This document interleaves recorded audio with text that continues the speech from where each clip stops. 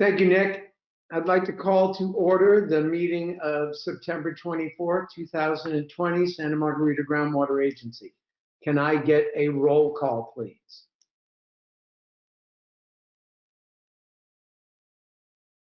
Sure can. Sorry if I'm a little slow on the uptake here. I'm using an alternate audio this evening.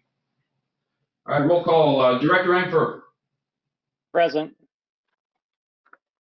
Director Leopold. Director McPherson. Here. Director Cassidy. Here. Director Franklin. Director Pollock.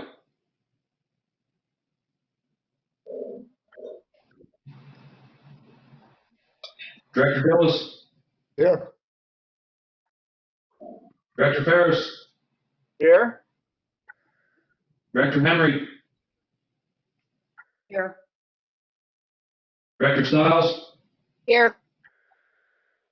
Director Perry. Here. All right, I'm going to go through and check for a couple of alternates here. I think Director Pollock came on the screen. Nick, I'm here. Director Pollock. Gotcha. All right, for alternate directors, Director Brown. Right, and Director Baskin. Director Koopman.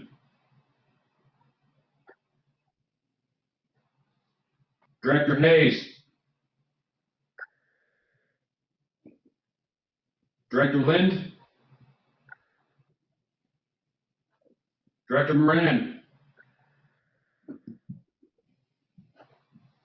Director Eckwall. All right, before I round this out, I am going to double check on the phones. I saw that we do have a number of folks calling in. I just want to make sure that none of them are on the board. All right, if you're on the board of directors and you're calling in via phone, if you could let me know about that, please. You have been unmuted.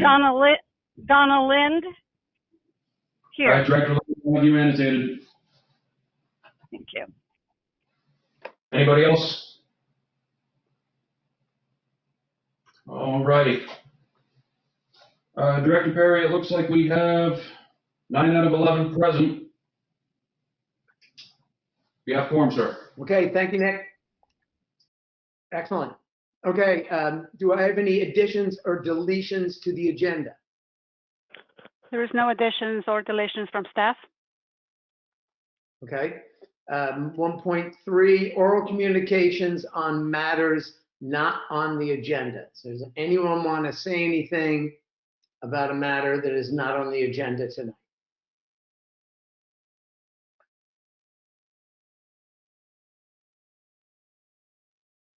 Are we do you want me to canvass the phones?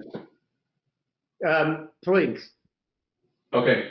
If you are a member of the public and you wish to make a comment on something that is not on the agenda tonight, you have been unmuted.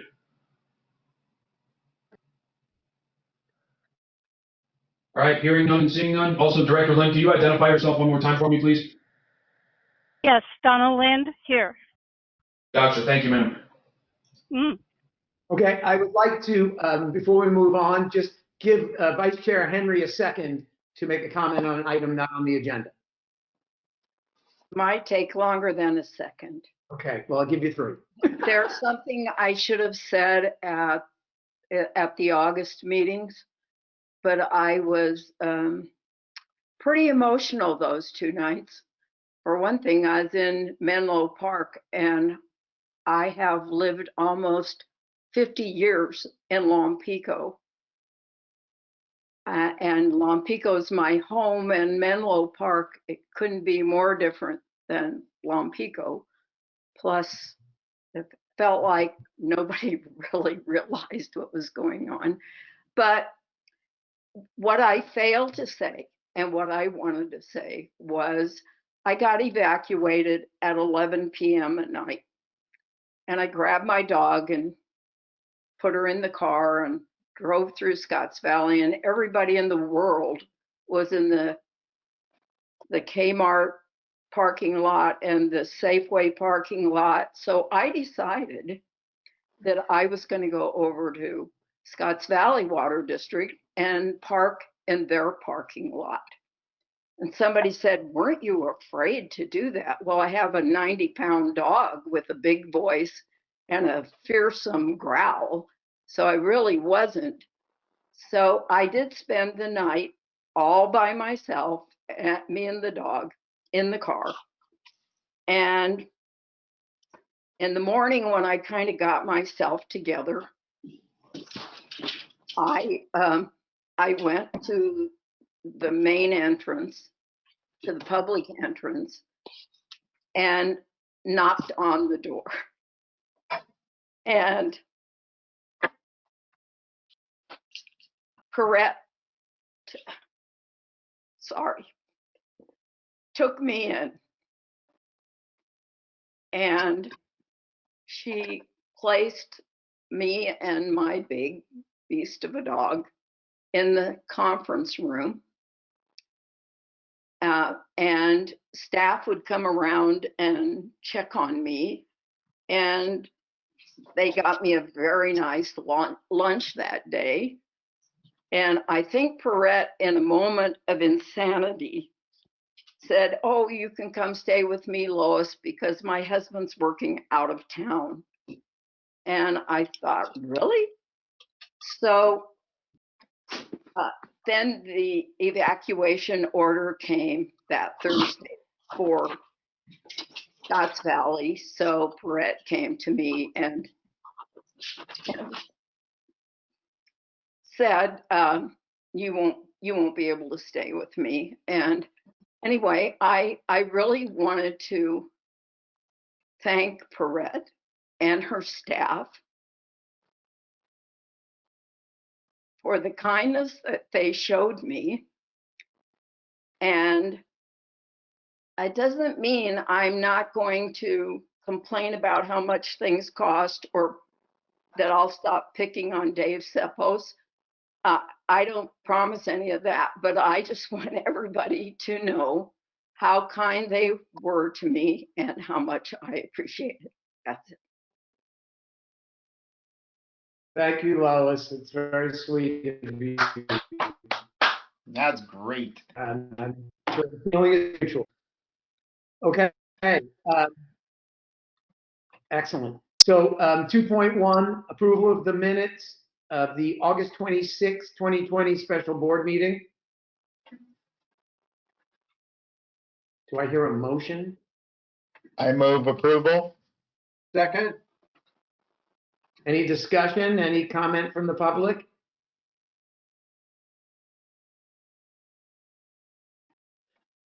Okay. Nick, are they on? One moment here. Let me just check the phones if I could. If you're a member of the public and you're calling in via phone, this is your opportunity to make a public comment on item 2.1 of tonight's agenda. Right, I'm hearing none and I'm seeing none for item 2.1. Okay.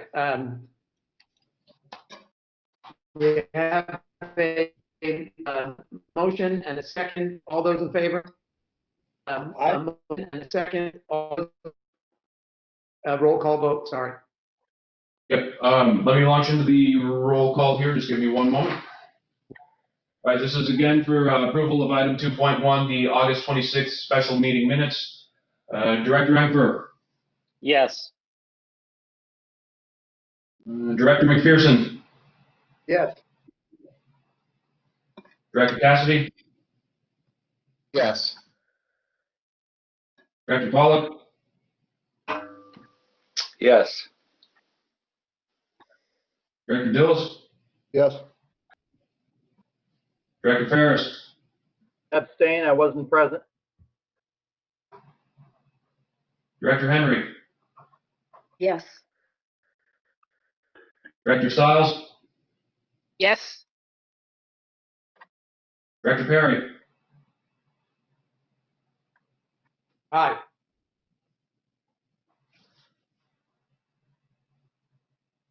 Okay, we have 8 votes in favor out of 9 cast. Okay, 2.2, same thing for the August 27th regular board meeting. Director Cassidy moves approval of 2.2. I'll second Ruth. Okay, Director Cassidy, Director Stiles. Again, any comment from anyone on the board? Any comment from the public? If you're a member of the public calling in via telephone, you are unmuted to comment on item 2.2 at this time. Hearing none, seeing none for item 2.2.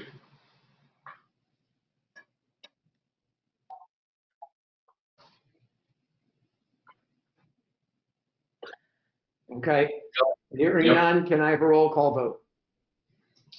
Absolutely. Director Eckfer, Yes. Director McPherson, Yes. Director Cassidy, Yes. Director Pollock, Yes. Director Dills, Yes. Director Ferris, Again, abstain, I wasn't present.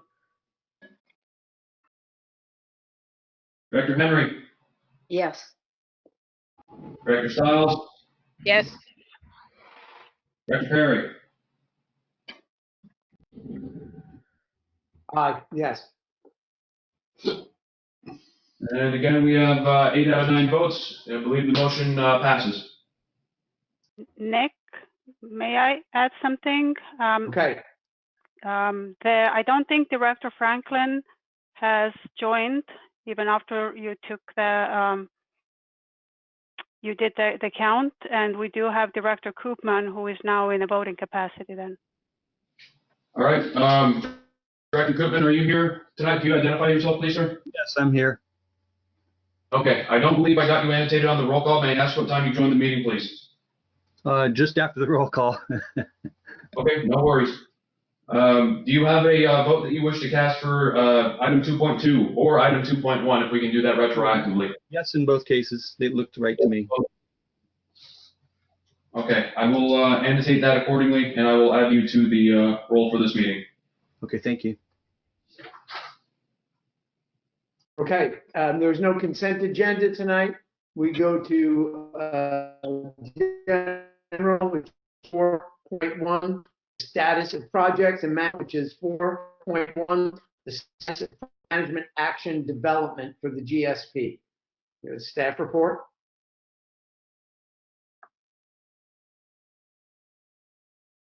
Yeah, so there was a staff report included in the agenda. I'm happy to answer any questions if you have them. There were a couple attachments to the staff report as well, an updated projects and management actions list, which has actually subsequently been updated again, and then some flow charts.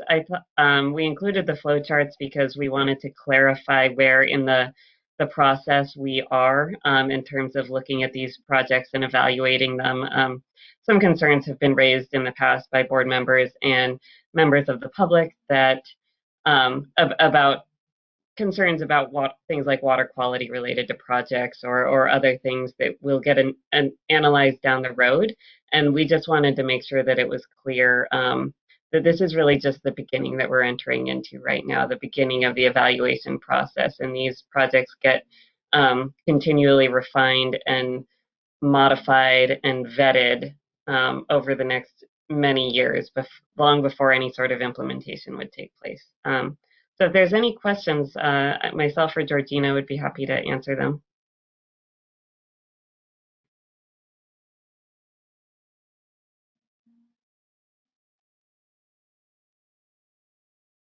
Hearing none, if there's anything from anyone from the public?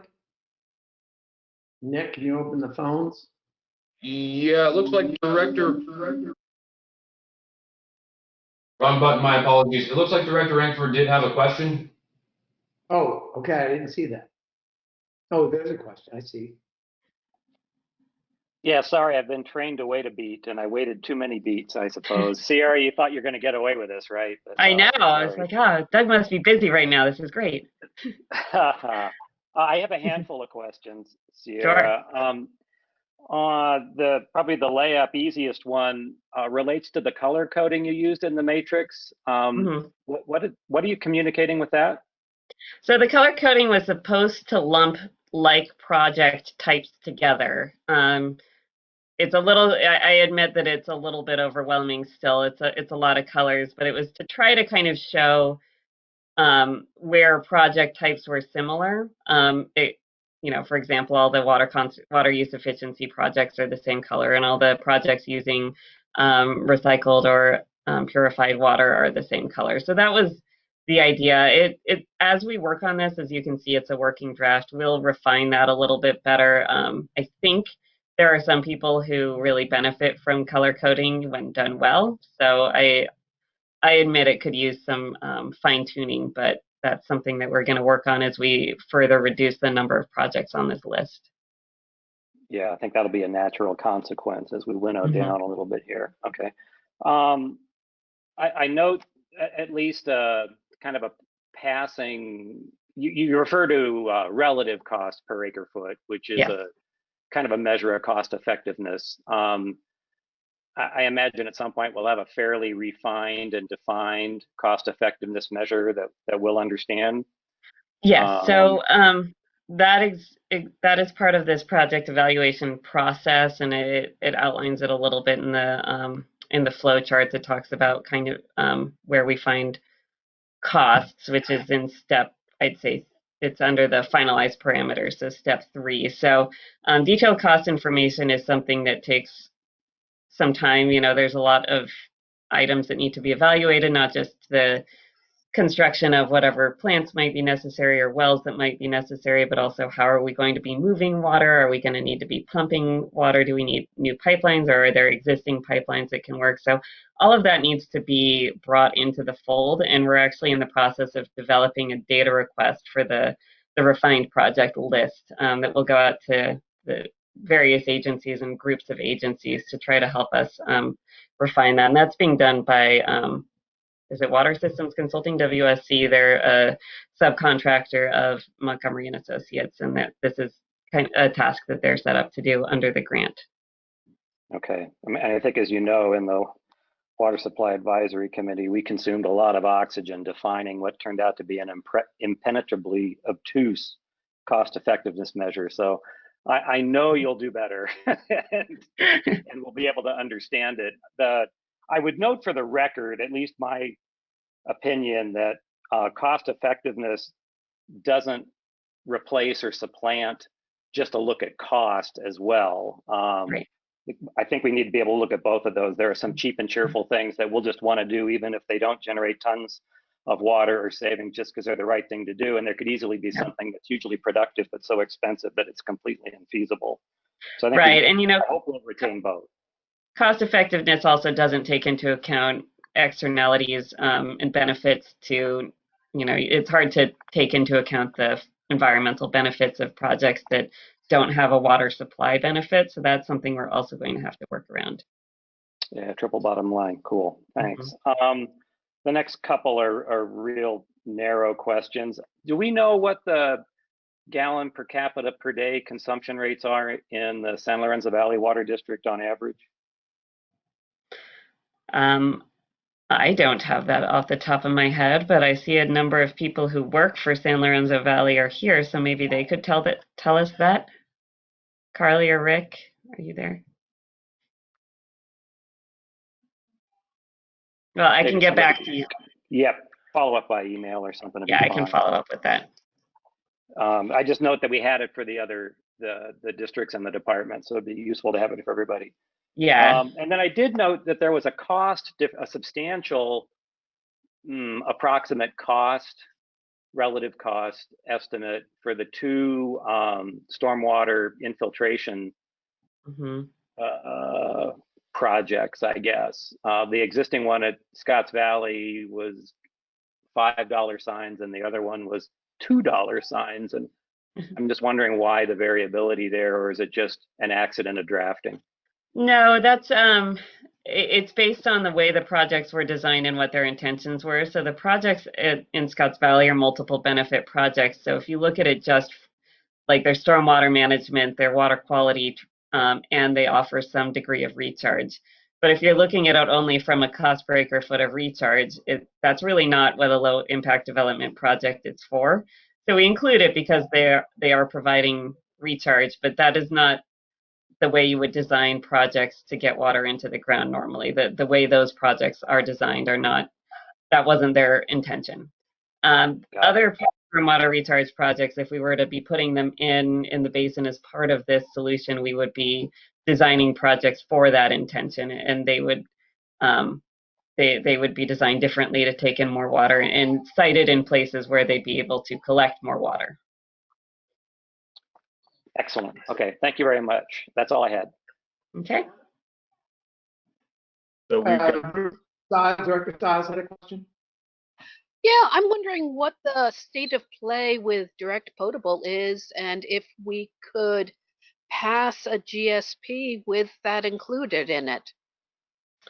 So I will punt the first part of your question to maybe Paret can respond to that, but I will tell you the answer to the second part of your question is yes, we can include it. We can't include it as part of our direct approach right now because it's not something that's permitted, but other basins have included it as an alternative. So say something that we put in, as you saw in the flow chart, when we get what we include in the GSP, there's still a significant amount of vetting that has to happen afterwards before a project can get installed, and projects can fall apart in those later processes. And if that were to happen, and in the meantime, there's a change in the status of direct potable reuse, then it would be handy for us to have happened to have put it in our plan as an alternative. Brett, can you answer Ruth's first question about the status of that? The regulatory framework is not currently allowing direct potable reuse projects, so we couldn't plan on it in the near future, but very likely it could become a project because this, especially considering the Sigma framework is looking 20 to 50 years into the future. So it might be something we want to consider if none of the projects that are more practical or allowed now, they are not gonna give us the results that we need. We might need to or want to go to that. Okay, thank you. Mm-hmm. It just seems like I keep hearing that the regulations are going to be out really, really soon. Any day now, they're coming out. That's been a couple years.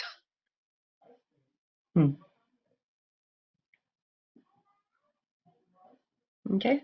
Okay, Jack has a question. yes, I have a couple questions. Director Dallas? First, I understand the concept of relative costs, 1 star, 2 star, et cetera. But is there any absolute number that kind of goes with each one of those stars?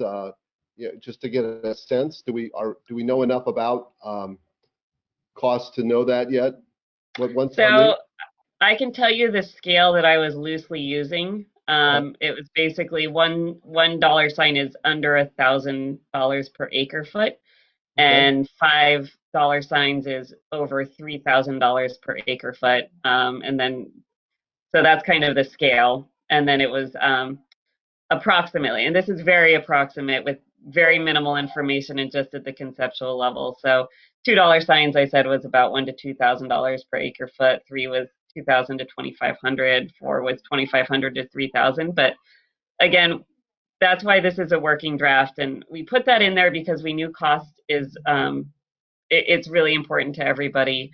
It's a huge factor in what kind of project can move forward, but we just don't have enough information to put any sort of real numbers. And cost per acre foot also doesn't, as Doug was saying, there's considerations of what is the total cost. Like a low cost per acre foot could still mean a very, very, very high price tag for a project. So hopefully once we've narrowed this down, we're going to be bringing this back again at the next meeting in October, and we'll have more information then. And we'll have a better sense of the time frame to get realistic prices at that point. And that all makes sense, but I appreciate that. But I knew there was some logic there, so thanks for explaining. Yes, there was some logic. Okay. The other question has to do with, to the extent I see City of Scotts Valley on any of these projects, we're trying to understand when, how much the city needs to be providing information to to our group here, to the groundwater agency, we're really strapped for staff right now, and I'm just trying to get I know our goal was to create a plan, but I also know we need information to get the plan going. So and we have time to build these projects, whichever ones we pick. But is there any response you could give me that kind of would give me a sense of how important it is that the Scotts Valley in the next year and a half be providing information that will allow us to properly consider the projects that say City of Scotts Valley on here? Yeah, I would say that the most important thing for you to be doing is continuing to collaborate with Perrette, because the City of Scotts Valley's main area where you're listed as a project partner is on the recycled water project using the city's recycled water plant. Right. So that's where you're listed, and also obviously any expected change in demographics goes into the water use estimates for the future. So that's something that, as long as you're partnering with Perrette, you should be good. Okay, but it does sound like you need some information to be able to get this into the plan, if that is one of the chosen projects or projects we consider. Yes, we would need to know the status and willingness of the city to continue on the process. Okay, thank you. Mm-hmm. Hey, Lois, you have a question? Yeah.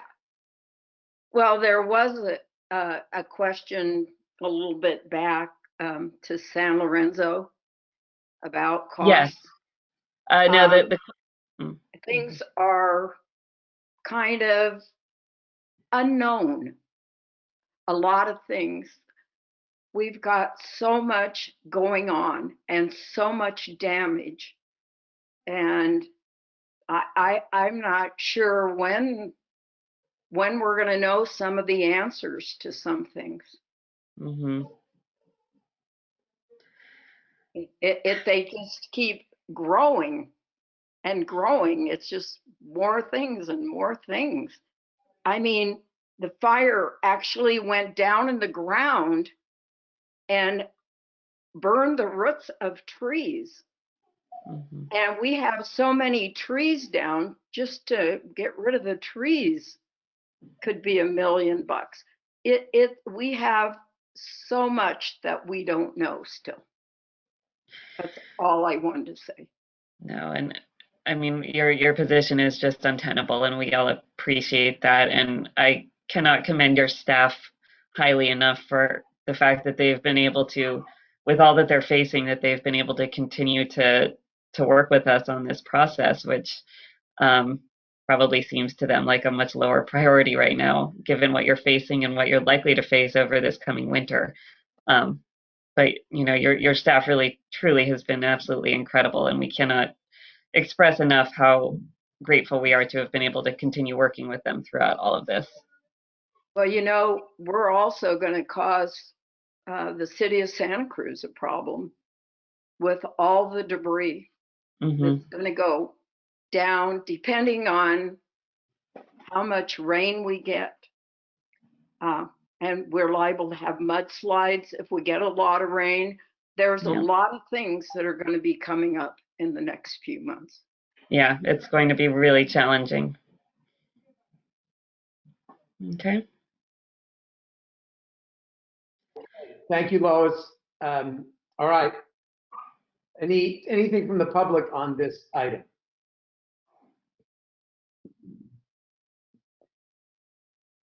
Just give me 1 second here while I push some buttons on that. If you are a member of the public and you want to make a comment on this at this time, and you are calling in through the app or you're on the web, this is your opportunity to do so. And likewise, if you are a member of the public and you are calling in via telephone, you have been unmuted, and this is your opportunity to comment on item 4.1 tonight.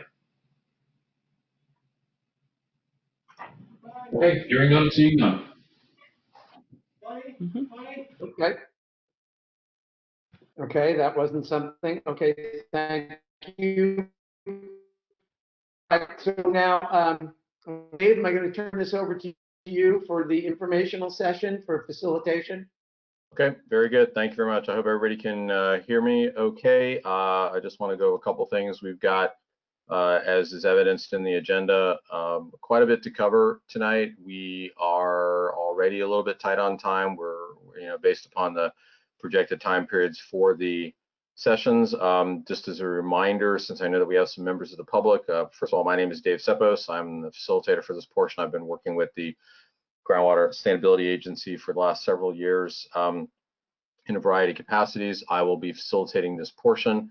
I will initially go to members of the board for questions and comments. So for any particular presentation item, you will experience during those presentations, there will be moments where we will pause. They're basically predetermined through prior work that Georgina King and I and Chelsea Neal and I have done in advance. Once I have exhausted feedback by board members, I will then turn back around and open up the floor for members of the public. I know that in particular at the last meeting, in no small measure, just because of all the other conflicts and challenges that were going on due to the fire, I was purposely not being overly prescriptive about that. I didn't want to be creating any more of a sort of a line in the sand kind of dynamic. I will, however, say that for tonight and in subsequent meetings, in order to ensure that when public comment is taking place, it is in fact public comment and it is not conflated with discussion that must happen by the board. So I just forewarn everybody. Nonetheless, I will be opening up the floor for both of those, and I'll make it very clear when I'm calling for which. With that, we just to go to what the screen that's on there right now, we're going to be hearing from Georgina first, who's going to cover items A and B. We're actually then going to switch over to Chelsea to cover item C, and then we'll move back to Georgina to cover the groundwater storage topic, which is a new element that we have not yet discussed in detail, and we're now moving into. So with that, I'm going to hand it over to Georgina and have her or Nick pull the slides up.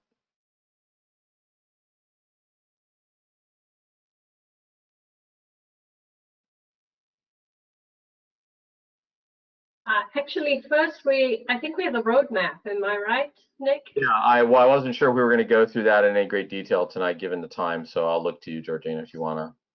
I'll be really quick. So tonight we're trying to get very close to wrapping up sustainable management criteria.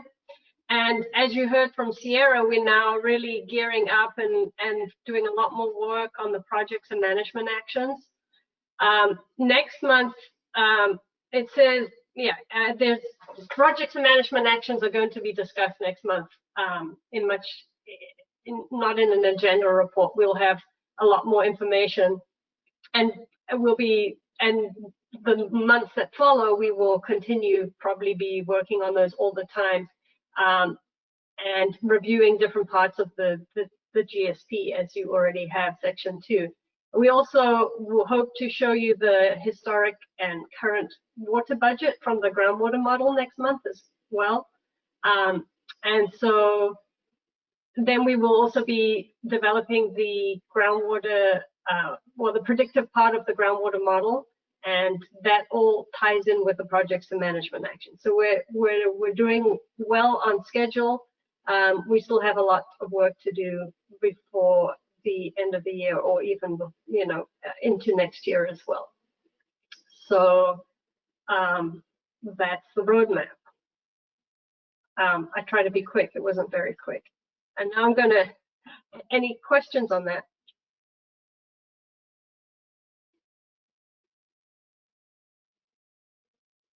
I see none. So I'm going to go ahead to my presentation here. Just let me know if you don't see it. I can't see it.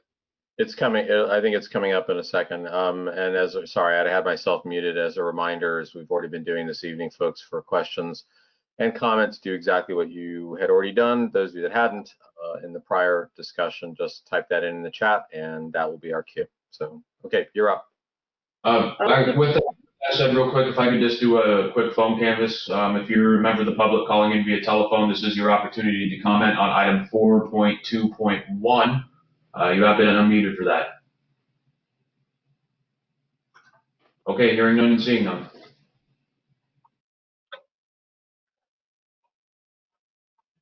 And back to you, Georgina. Go ahead, Georgina. Okay.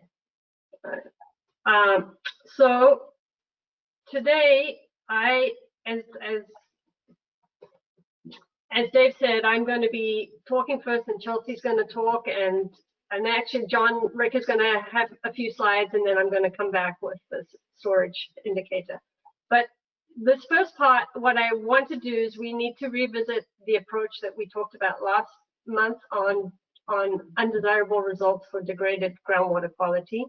And John is also going to, and given some of the email comments we received some months ago, John Rick is going to go over some of the nitrate minimum threshold to make sure that the board is still okay with a concentration that is lower than the drinking water standard.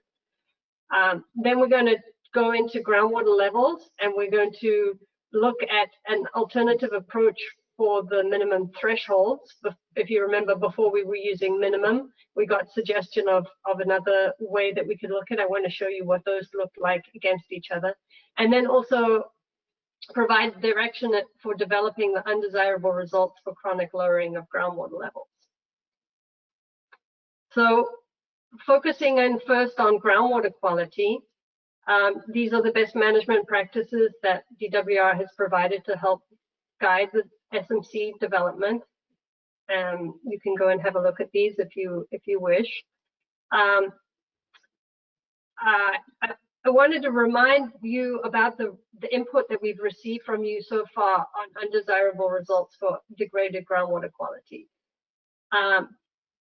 There was support where sample results, so concentrations, are compared to minimum thresholds over a period of time, that you desire more flexible option to avoid undesirable results. You wanted to minimize the influence of short-term variations and/or anomalous samples. And all of this led to the preference for using a moving average to define undesirable results. However, a recent DWR input, if you remember, we had input at the last meeting from DWR, and I followed up with other DWR staff. They don't recommend using this moving average to determine undesirable results because it may smooth or minimize exceedances of minimum thresholds. So therefore, this month we looked into an alternative approach on this, just to dig a little deeper into this. So, as defined in the statement of significant and reasonable that we've come up with, undesirable results can only occur if caused by projects and management actions. So if they're caused by something else, something that's already going on, like septic tanks or something like that, that's not an action that this agency has implemented. So that means that pre-existing exceedances of minimum thresholds have occurred at a representative monitoring point. Future exceedances will not constitute an undesirable result.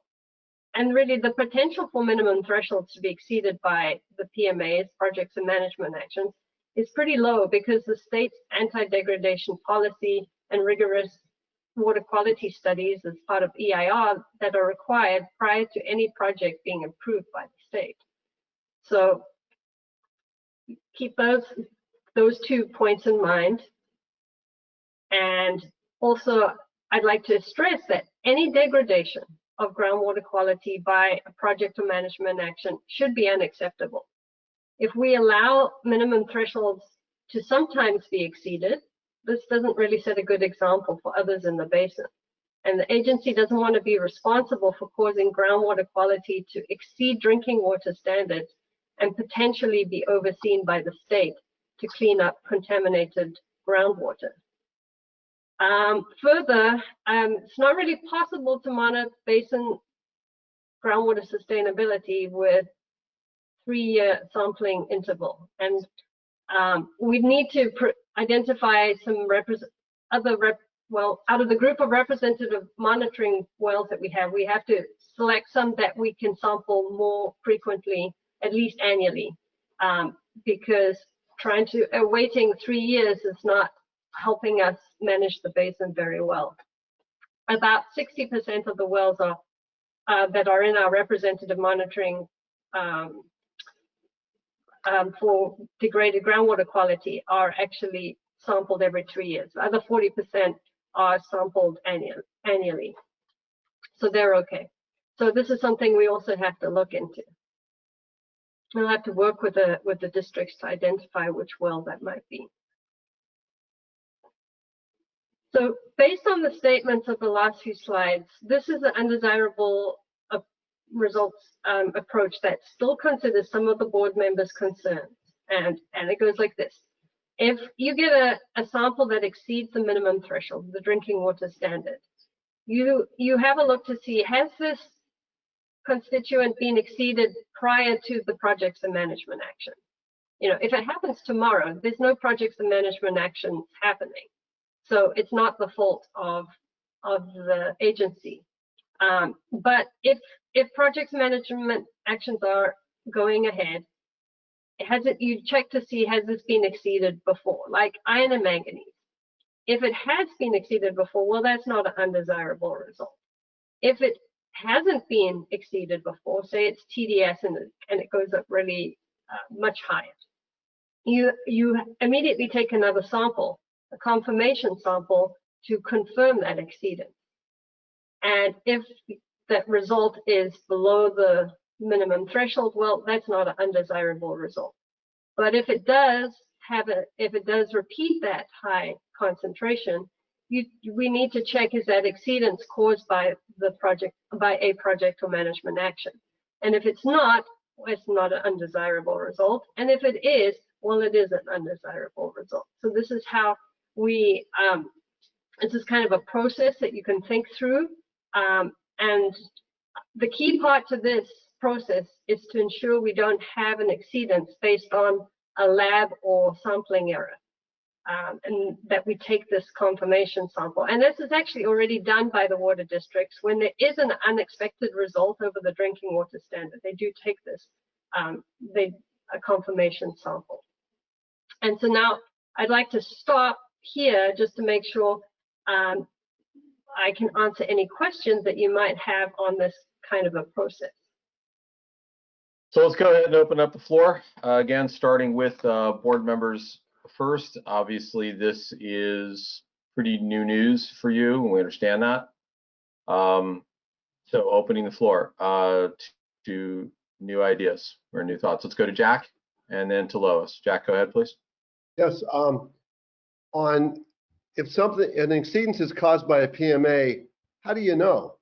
I mean, I guess maybe sometimes we know, but how do you know for sure whether it was or wasn't? Is that, are there ways to tell?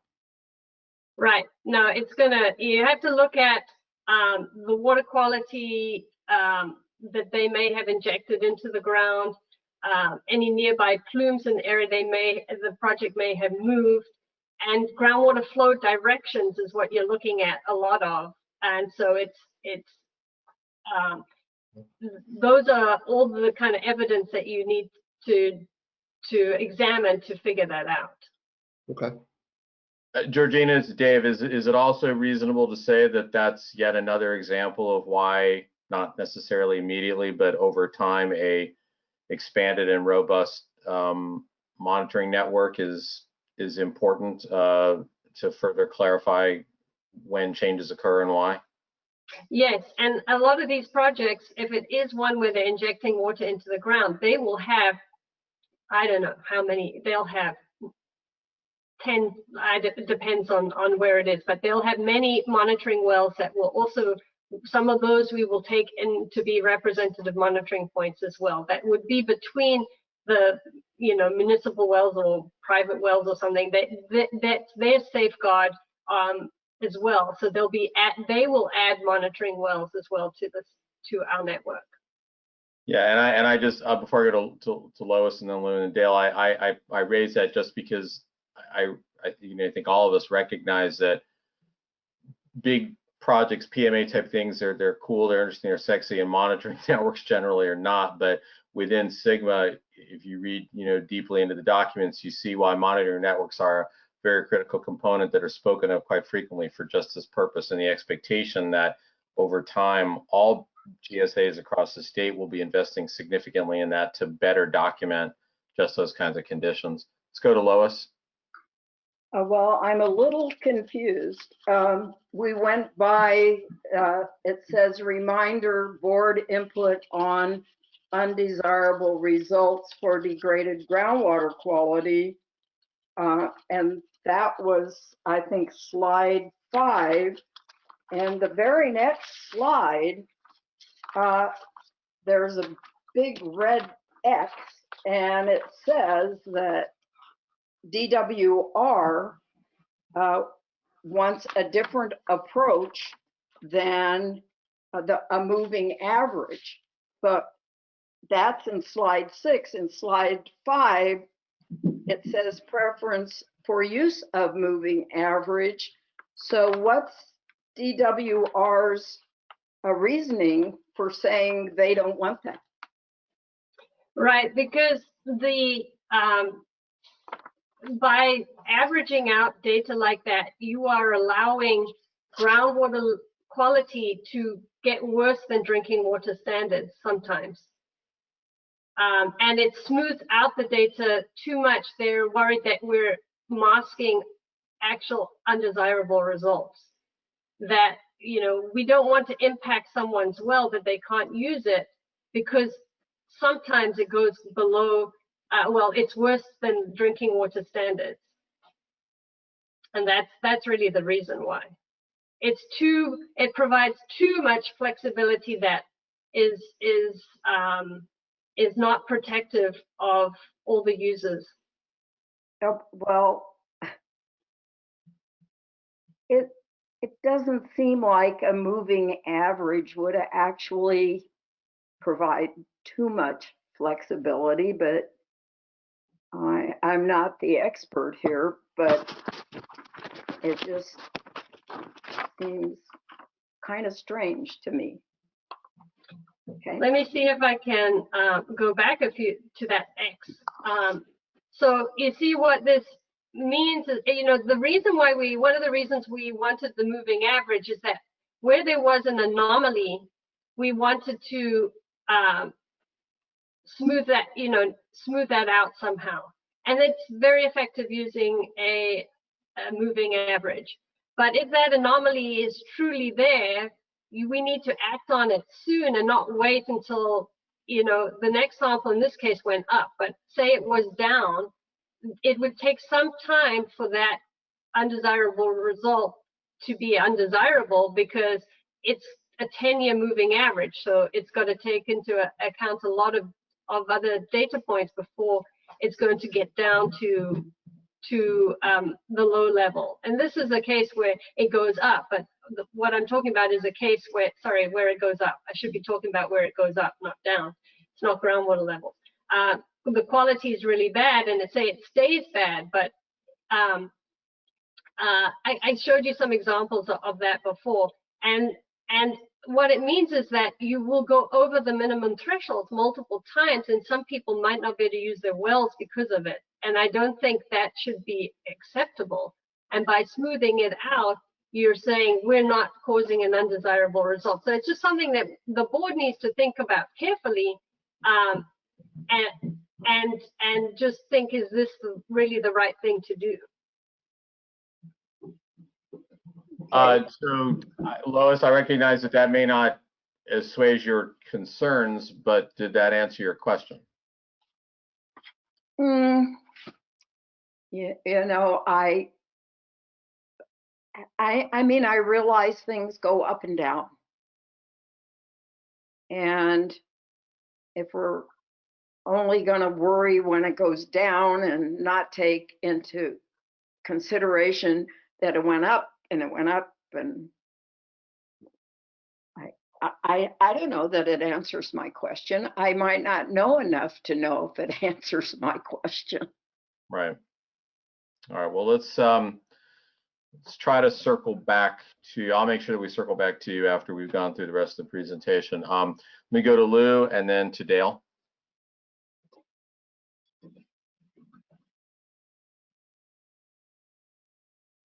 Lou, you there? Lou? There, is that better? Yep. Go ahead. Okay. Looking at the flow chart and the diamond that says, has MT been exceeded prior to PMA, and then following the no path, it says, does immediate resample confirm exceedance, and then follow the yes path to actually taking action. And I guess my question is, you know, good laboratory experimental practice says you're looking for a preponderance of evidence. And so far you've got one pass and one fail. Is there any thought given to doing another, short of not having some credence on the pass or the fail, which may be the case, but in the absence of that, you've got one pass and one fail. Is there any thought in doing it a third time so you have a preponderance of data? Well, you know, ideally you would take one sample, split it, and send it to 2 labs. You know, you can do that. It adds the cost, but you know, at that point, I think you're just sampling for one thing, so the cost is low. We could, you know, we could say that we would do that to verify for sure that that is the case. It's you know. That still doesn't address my question that you still have one pass and one fail, and you don't know, you know, whether both of those are valid or neither of those are valid. So in the absence of some other credible information about one of those two results, you still have a 1-to-1. You know, wouldn't you want to have a preponderance of data? I'm sorry, I'm not sure if I understood then, but if you took a sample, your confirmation sample, you took 2 samples and you sent one to each lab. Are you just saying that it may be that still doesn't give you that? I thought that might give you 2-to-1, or it might, you know, it's validating, but it is still the sample that you have taken. So I'm not sure if I didn't understand you right. Well, if your position is you take the retest and you split the sample and send it to 2 labs, okay, then now you'd have a preponderance of data. You'd have 3 data points. Right. But my point is only that, you know, you need to be sure of what you're doing before you proceed. And as it stands right now, you have one no and one yes, and I'm not sure that's something you want to proceed with without something further in terms of credible ancillary data or additional data like a split sample, because you know, I just have a problem the way it's stated right now. Okay. Yeah, we take that into account. So, I mean, before we move on, then Georgina, and you can defer this question. Is there, you know, based upon Lou's comments, would there be an immediate, I don't know, reconciliation to try to accommodate the concerns he's saying that you would have off the top of your head that you could think of, or you want to give it some thought? You know, I would need to talk to the water districts because they deal with this all the time. So I don't want to prescribe something that is, or change something that they're already doing. So I need to see how they do this, because they can't have exceedances. They do take this a confirmation sample. Sometimes they have a field, they use, you know, like if it's TDS, they've got a field meter that they can just check. And then they also send it to the lab. So there's that kind of thing that happens. But, you know, if it's a VOC or something like that, that's a different thing. Then I think you would need to split the sample. So I need to speak to them really before I could, you know, propose something else to bolster this part. Okay, let's move on to Dale and then Jeff, and then we're gonna have to do a time check. We're probably gonna need to start moving along a little more briskly, but let's go to Dale and Jeff. So Lou beat me to my question. I had the same question, that I think that additional samples would be needed, not just one, to reconfirm the exceedance. And then back what Lois was saying, Georgina, are you saying that we're not, as far as the moving average, we're just going to throw that out, or do we as a board still have the option to use that if we choose to? Yeah, you can use it. You know, I've asked DWR for a bit more information on it, and they are going to have some more guidance documents of the BMP that I talk about, best management practice. That is going to be finalized. That's only draft right now. It's going to be finalized, but early next year maybe. And that's too late. We will have already be done with SMCs. And you know, they have seen all these GSPs that were submitted early this year for the first round of basins that had to get theirs in by January this year. And so they have an idea. They've looked at them and seen what they think is acceptable and not, because at the end, every GSP is graded. And so they'll come back and say, well, you didn't, it didn't address what we wanted in the regulations. And so you might get a conditional pass, or you might get, you know, there's things that you have to do to improve it. There is actually, I think, one basin already that got a fail, and that's common knowledge. So, and I'm not too sure what happens to them then, but it's not good. And so we would like to make sure that we are doing things within what's expected.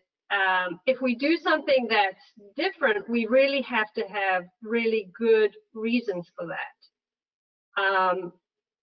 And I also went back and had a look at all those other GSPs to see what they did for undesirable results. And I talked to you about this before. When undesirable results is often a certain percentage of wells are allowed to exceed the MTs, or the drinking water standards.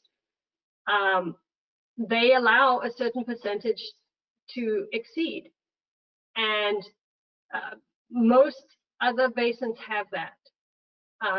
So, and when we talked about that issue, I don't think that I got anyone from this board saying that they thought that would be something that we could do.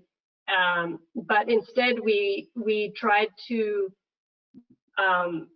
we did this moving average to smooth out those very big extremes if they do happen. You know, not all constituents have big swings like that. Some of them, using TDS and chloride and the ions and things, they're much more steady than that. So in iron and manganese, with those big swings, those are already exceeding the drinking water standards, because and they're naturally in the basin. So those shouldn't be ones that we worry about. And there are, you know, increasing trends or decreasing trends. I've shown you multiple charts about those as well. And so, you know, that's where the moving average can change things a bit when there's a trend. It takes a bit of time to catch up. And so if you have an increasing trend, you're going to be having exceedances, but it's not undesirable for a while, and then it is undesirable if that continues, because the 10-year average will catch up right to those high values. So that's all I can say about that, really. All right, let's. This is Dave. Let's go ahead and go to Jeff. I want to point out that we're about 2 hours out of the end of the meeting. We've got, at a bare minimum, or the targeted, about an hour and a half of presentation left, and we're not yet done with this one. So on the one hand, it is always really great that we're getting such active involvement from the board, and we also have to be cognizant of time, and we have to open up the floor for public too. So let's just be cognizant collectively, all of us. Jeff, go ahead. Yeah, I have several comments. My first comment is that proving that our actions are at fault seems nearly impossible to me, and very expensive to actually prove it thoroughly. So I think it's going to be hard to prove those things. And so this whole logic diagram here was really confusing to me, because basically if you do no actions whatsoever, you're off the hook. So if we do nothing and spend no money on our on our aquifer, then we're not in any trouble at all based on the logic that I'm seeing here. Which that's correct. confusing because obviously we're not supposed to. You said that's right. Yes, that's totally correct. If you And that's remember, this indicator is a do no harm indicator. So we are not, this agency is not in the business of policing groundwater quality. There are other agencies that are set up to do that. We talked about that a lot. Rosemary talked about that as well. And so this is a indicator that by implementing the GSP, you cannot degrade groundwater quality. That's what it's about. And so that, and it's very clear in the best management practices, every single GSP talks about the same thing. It's acknowledged that this indicator is a kind of do no harm indicator to the basin, which is why this diagram is set up like this, and why when we did the statement of significant and unreasonable, that is in there. It has to be caused by project or management action. Okay, could we go back to the sensor that you were showing, not in the last slide, but a couple slides back, there was the sensor that was showing where the nitrates levels were?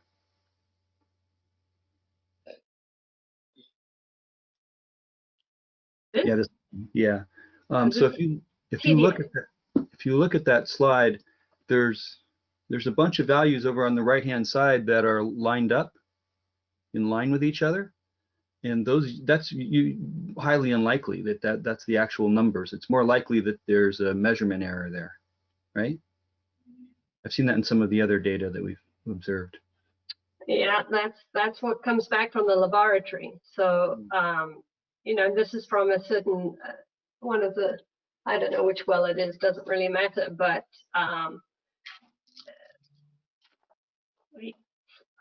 yeah, it is kind of strange that it is like that. It's almost like what happened there is that the detection limit was at 1,000 or something like that. So, okay, which is very strange for this for TDS, because you always have a detection. So it concerns me that we're going to set the standard tight. If we're not in charge of septics and we don't have any authority there, and it's not our duty to police septics, then why are we going to set our standards much tighter than the drinking water standard and incur this issue? It doesn't seem, we're not on the hook to do anything about it, and we have no ability to police it. We're going to set it tight. Yeah, so John is going to be talking about that just coming up in the next few slides. This is actually total dissolved solids. It's not nitrate.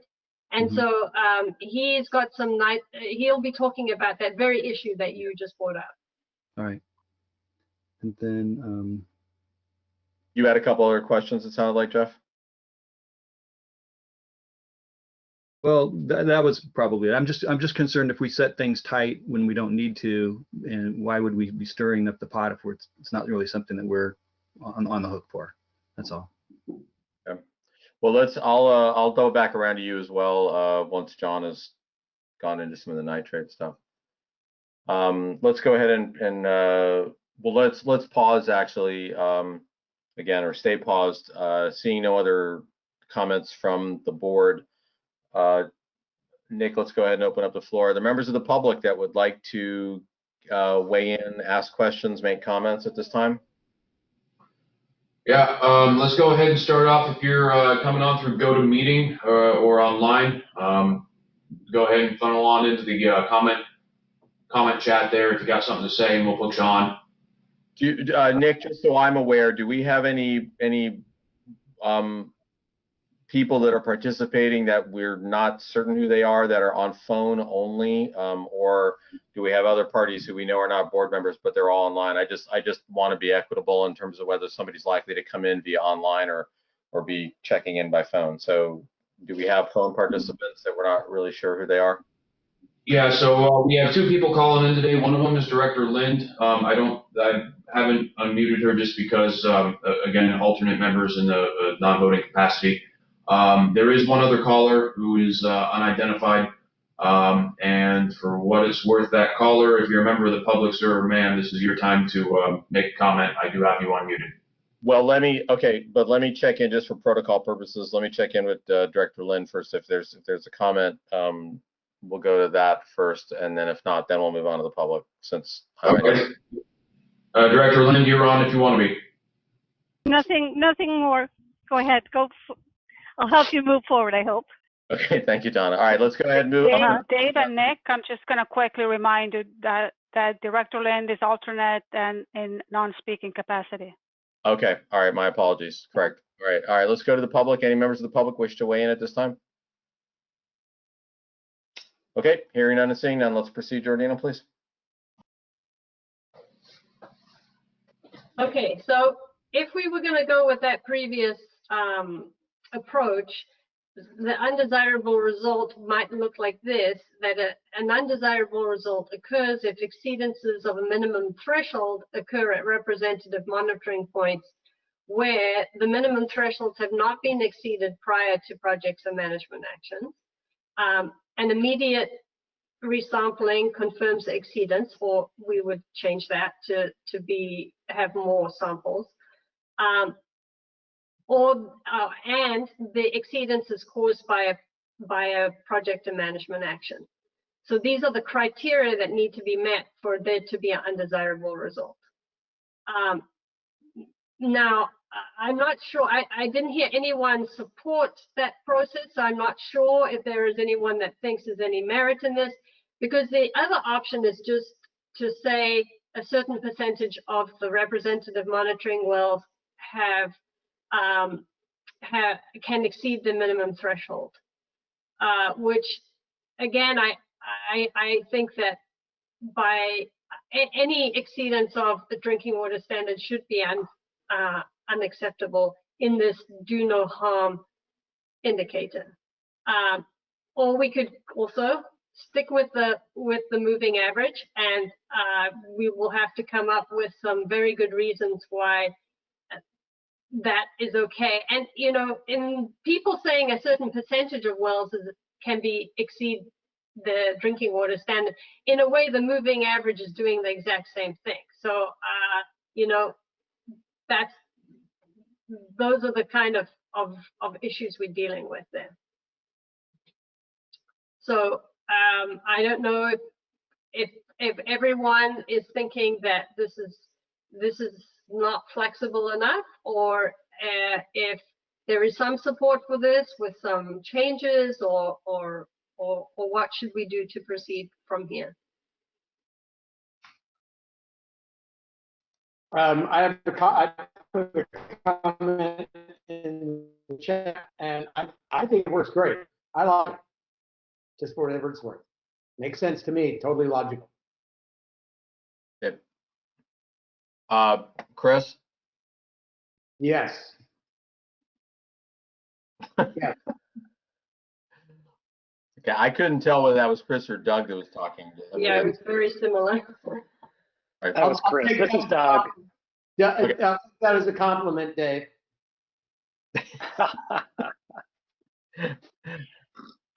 Well, one's brilliant and one's good looking. We'll go with that. That's smart. Okay. So all joking aside, I couldn't tell when it was getting garbled, because it was garbled there for some time, so I couldn't tell if that was Doug or that was Chris. And then I heard Chris say yes, so I'm assuming, Doug, you already got it. That was you speaking initially, right? No, I haven't spoken yet. Oh, okay. That's what I need to confirm. Oh, let's go to Doug, and then I'll double back to Chris, but then we'll go on to Ruth. So, good, Doug, go ahead. Yeah, I mean, Georgina, to set your mind at ease, I kind of operate on a silence is assent mode here, rather than we're going to have everybody speak. So like Chris, I think this is a perfectly reasonable approach. Obviously, there are some details we need to work through in terms of how we're going to deal with the proof points and the monitoring quality and so forth. But I mean, the last thing I would want to do is either, number one, cause any wells to go bad. I think we have an ethical, if not a moral obligation, not to let that happen as a result of any of our work. And the second to last thing I'd want to do is goad the bear at DWR and implement some approach that they've already indicated is undesirable, if not unacceptable. And I think we need to work around that. And this approach, I think, does that. All right, thank you, Doug. Chris, let me double back to you now, because it was a bit garbled. Is there anything, can you maybe, or at least on mine it was garbled, so can you maybe repeat what you had said previously? I think Doug just said pretty much exactly what I said. Okay, very good. Thank you. Ruth, go ahead, please. Like they said. Okay, we got a trifecta. Nick, again, let's go ahead and open up the floor for the public. All righty. If you are a member of the general public and you want to make a comment at this time and you are calling in via telephone, you are unmuted. Okay, any comments, members of the public? Hearing none and seeing none. Scoop. Proceed, Georgina, please. Okay, so this is the end of this item, but if you do have any other comments that you want to make via email, please do send them to Nick. And you will have 2 weeks or so, yeah, 2 weeks to get those in. Okay, and just to clarify, I mean, what you want comments based particularly on that previous slide or writ large? Well, they both are the same, actually. They're the same. They're just one's in a process diagram and the other is how we would write it into the GSP, pretty much. Okay. And again, you said 2 weeks out? Yeah. Okay. So we'll do October 8th. Thank you. Correct. Okay. We're going to check in one more time for any further comment from the members of the board. And members of the public. Nick, please open up the floor. Yep. Members of the public, if you're calling in or if you're online, this is your time to speak on this item if you wish to have make a comment. Okay, hearing none. Georgina, let's go ahead, please. Okay, I'm going to pass it over to John Rickett. Okay, can you guys hear me okay? Yes. A lot of this water quality discussion seems a little bit theoretical or academic to me, but when we get to nitrate, we really are talking about a real world issue in our basin and in the San Lorenzo watershed. So it definitely comes down to earth more. And this is one case where we have tentatively set our minimum threshold at a much lower level than the drinking water standard, because we're essentially trying to make sure that we don't have adverse impacts on the San Lorenzo River, which picks up the groundwater from the basin. So rather than the 10 milligram per liter drinking water standard, we're setting it at 3 milligrams per liter in groundwater. And just for reference, the standard for the San Lorenzo River itself is 0.3 milligrams per liter. So we really are working to get the nitrate levels down in the river, and we don't want the basin management activities to essentially undo efforts we may be doing in other parts of the watershed. So go ahead, Georgina, the next slide.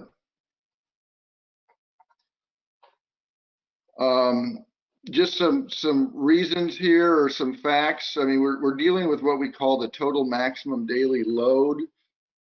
It's something that is done for surface waters that exceed standards for protection of beneficial uses in those surface waters.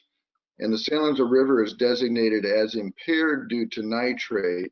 And as a result, the State Regional Water Quality Control Board and the EPA have adopted a TMDL to get the nitrate levels down in the river down to a much lower standard to essentially eliminate that impairment or that impact on beneficial uses in the river.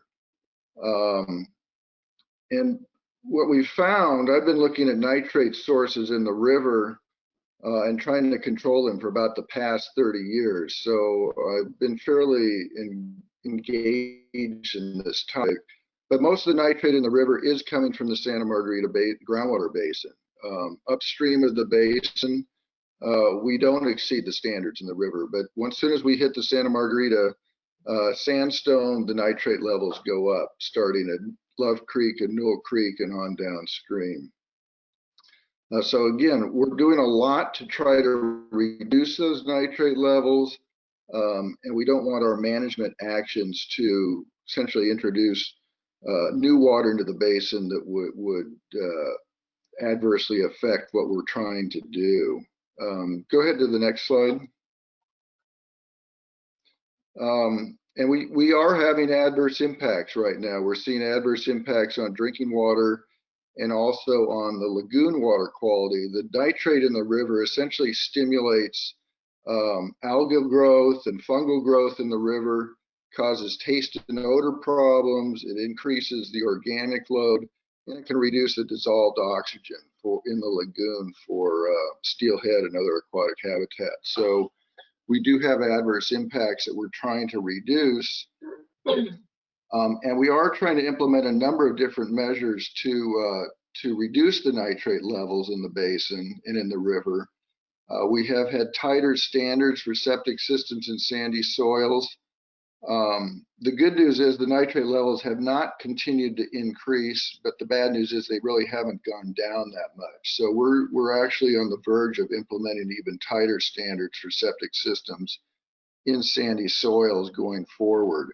So again, we're doing this work to try to reduce the nitrate levels in the groundwater and in the basin and in the river.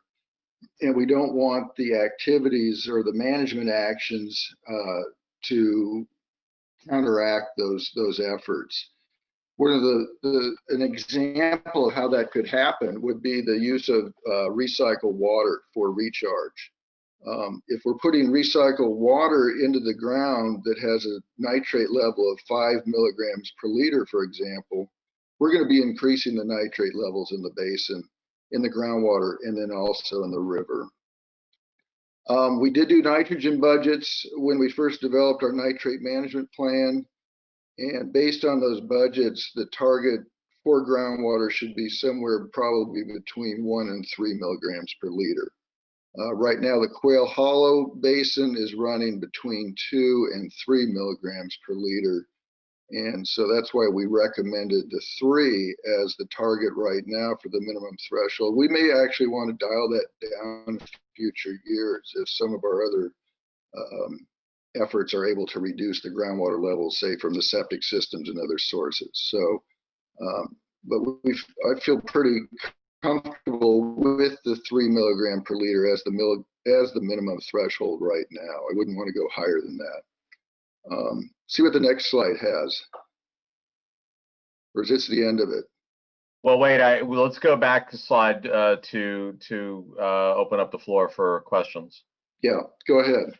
All right, so let's go to Ruth, and then to Lou, and then to Jeff.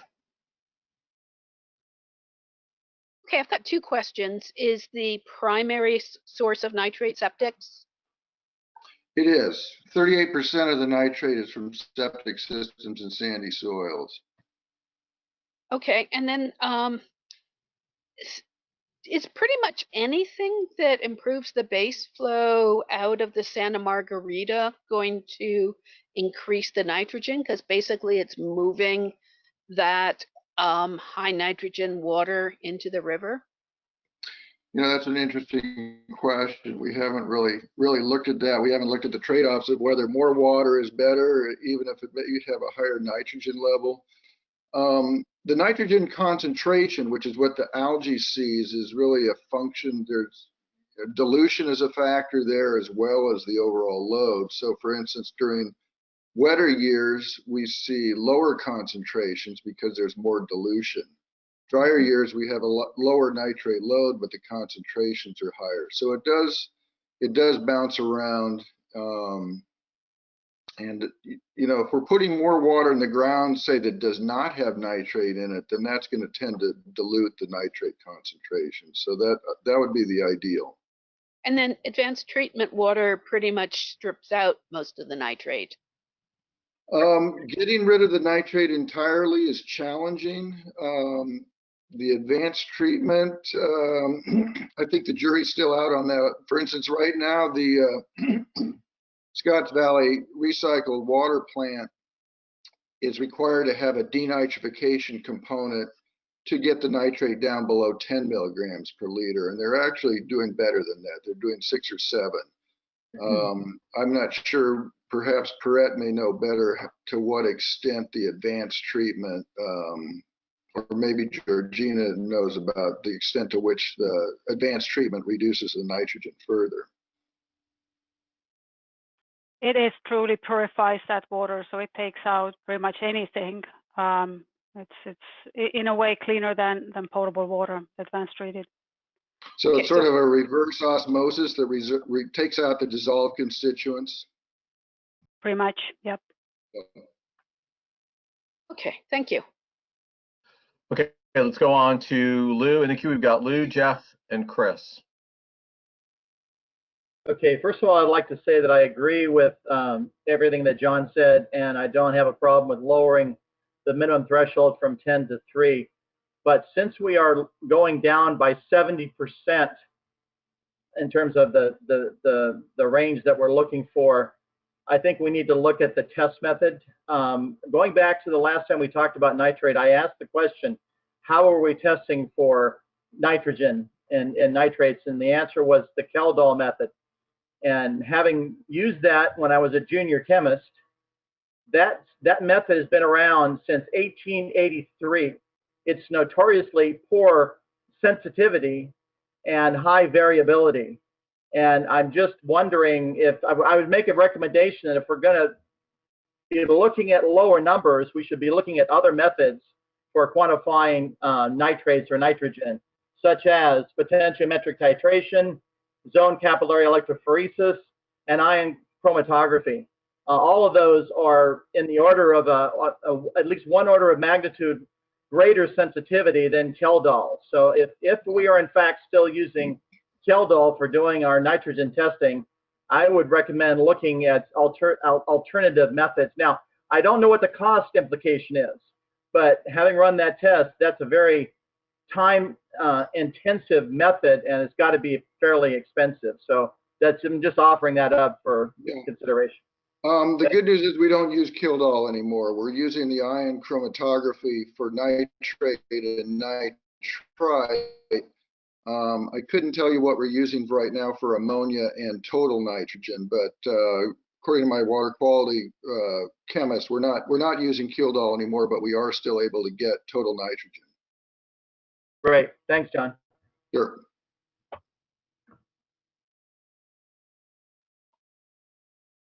Sorry, I had myself muted. Lou, this is Dave. If given the technical nature of your comments just then, it might be beneficial for you to memorialize those specific comments you just had in a note to just about this presentation, just because we don't do normally like very deep meeting summaries for these meetings, but there was a level of specificity there. I think it'd be important if you get those down, if you don't mind.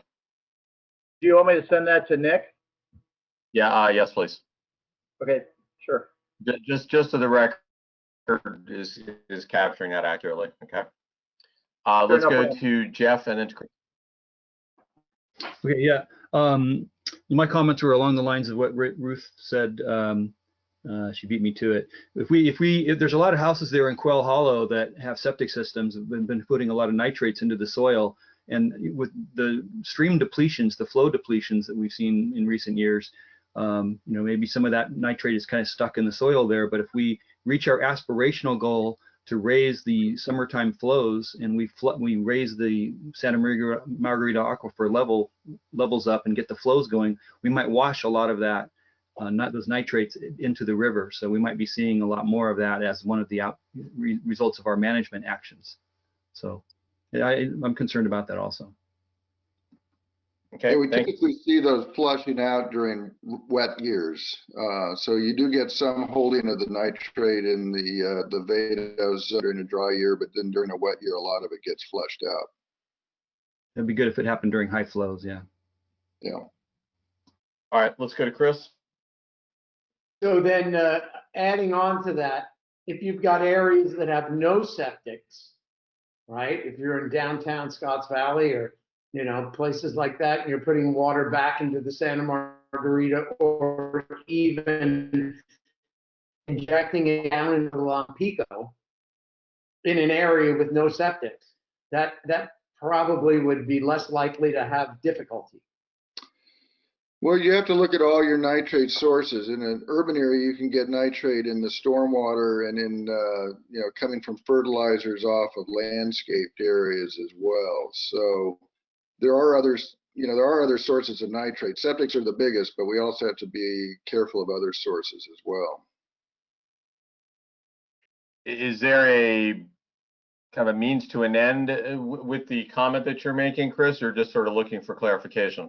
I was looking for clarification and just then make us mindful of where we do our recharge. Yeah.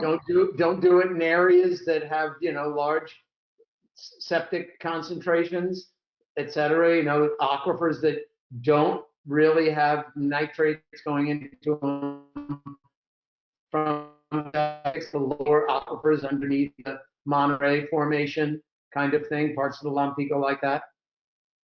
Just more of a comment. Okay.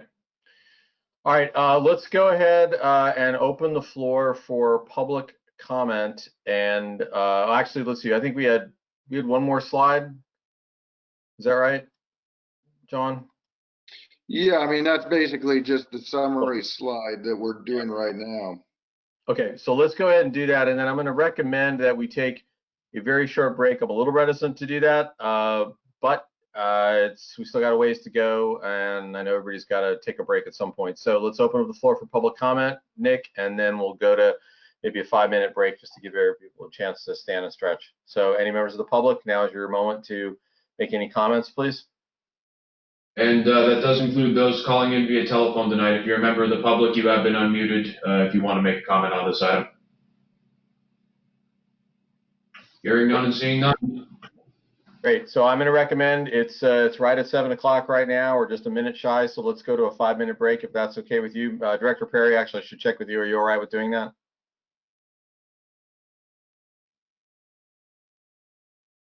Chris? Oh, too late. Everybody went to break. Okay. He already took his break. Yeah. I realize that. It was only a one-syllable word, but I think I only got the word break out, and boom, he was gone. No, he had a thumbs up. Oh, did he? Okay. All right. Okay. So we'll reconvene at 7:05.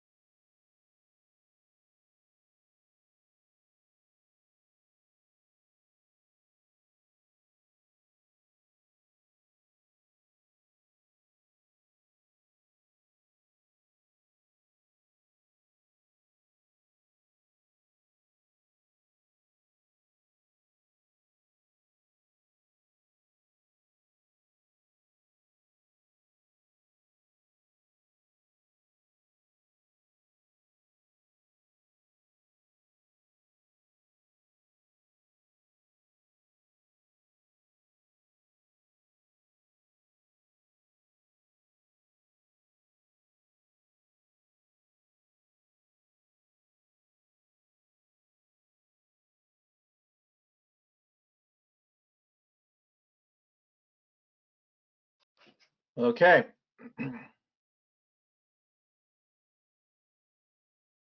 All right, it is 7:05. Nick, you're with us? Just give me one moment here. Let me give it back to Georgina. Okay.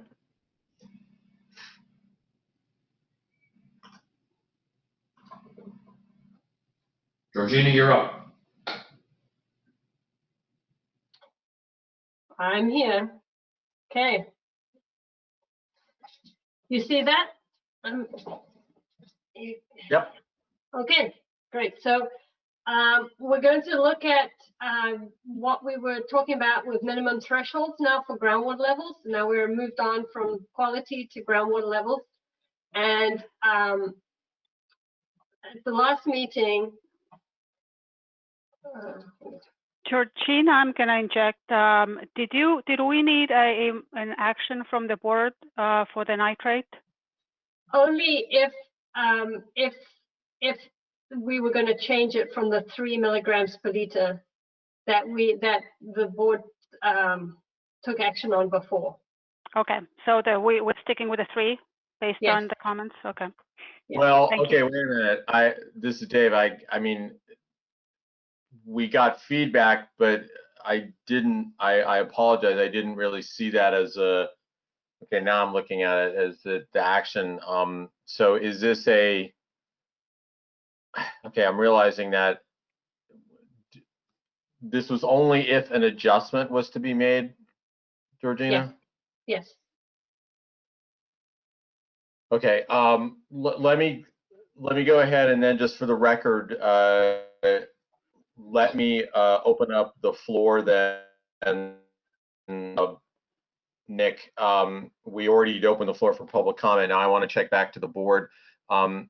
Does any member of the board wish to entertain an action of changing the current minimum threshold or the current projected or current described minimum threshold? Does any member of the board wish to entertain that as an action?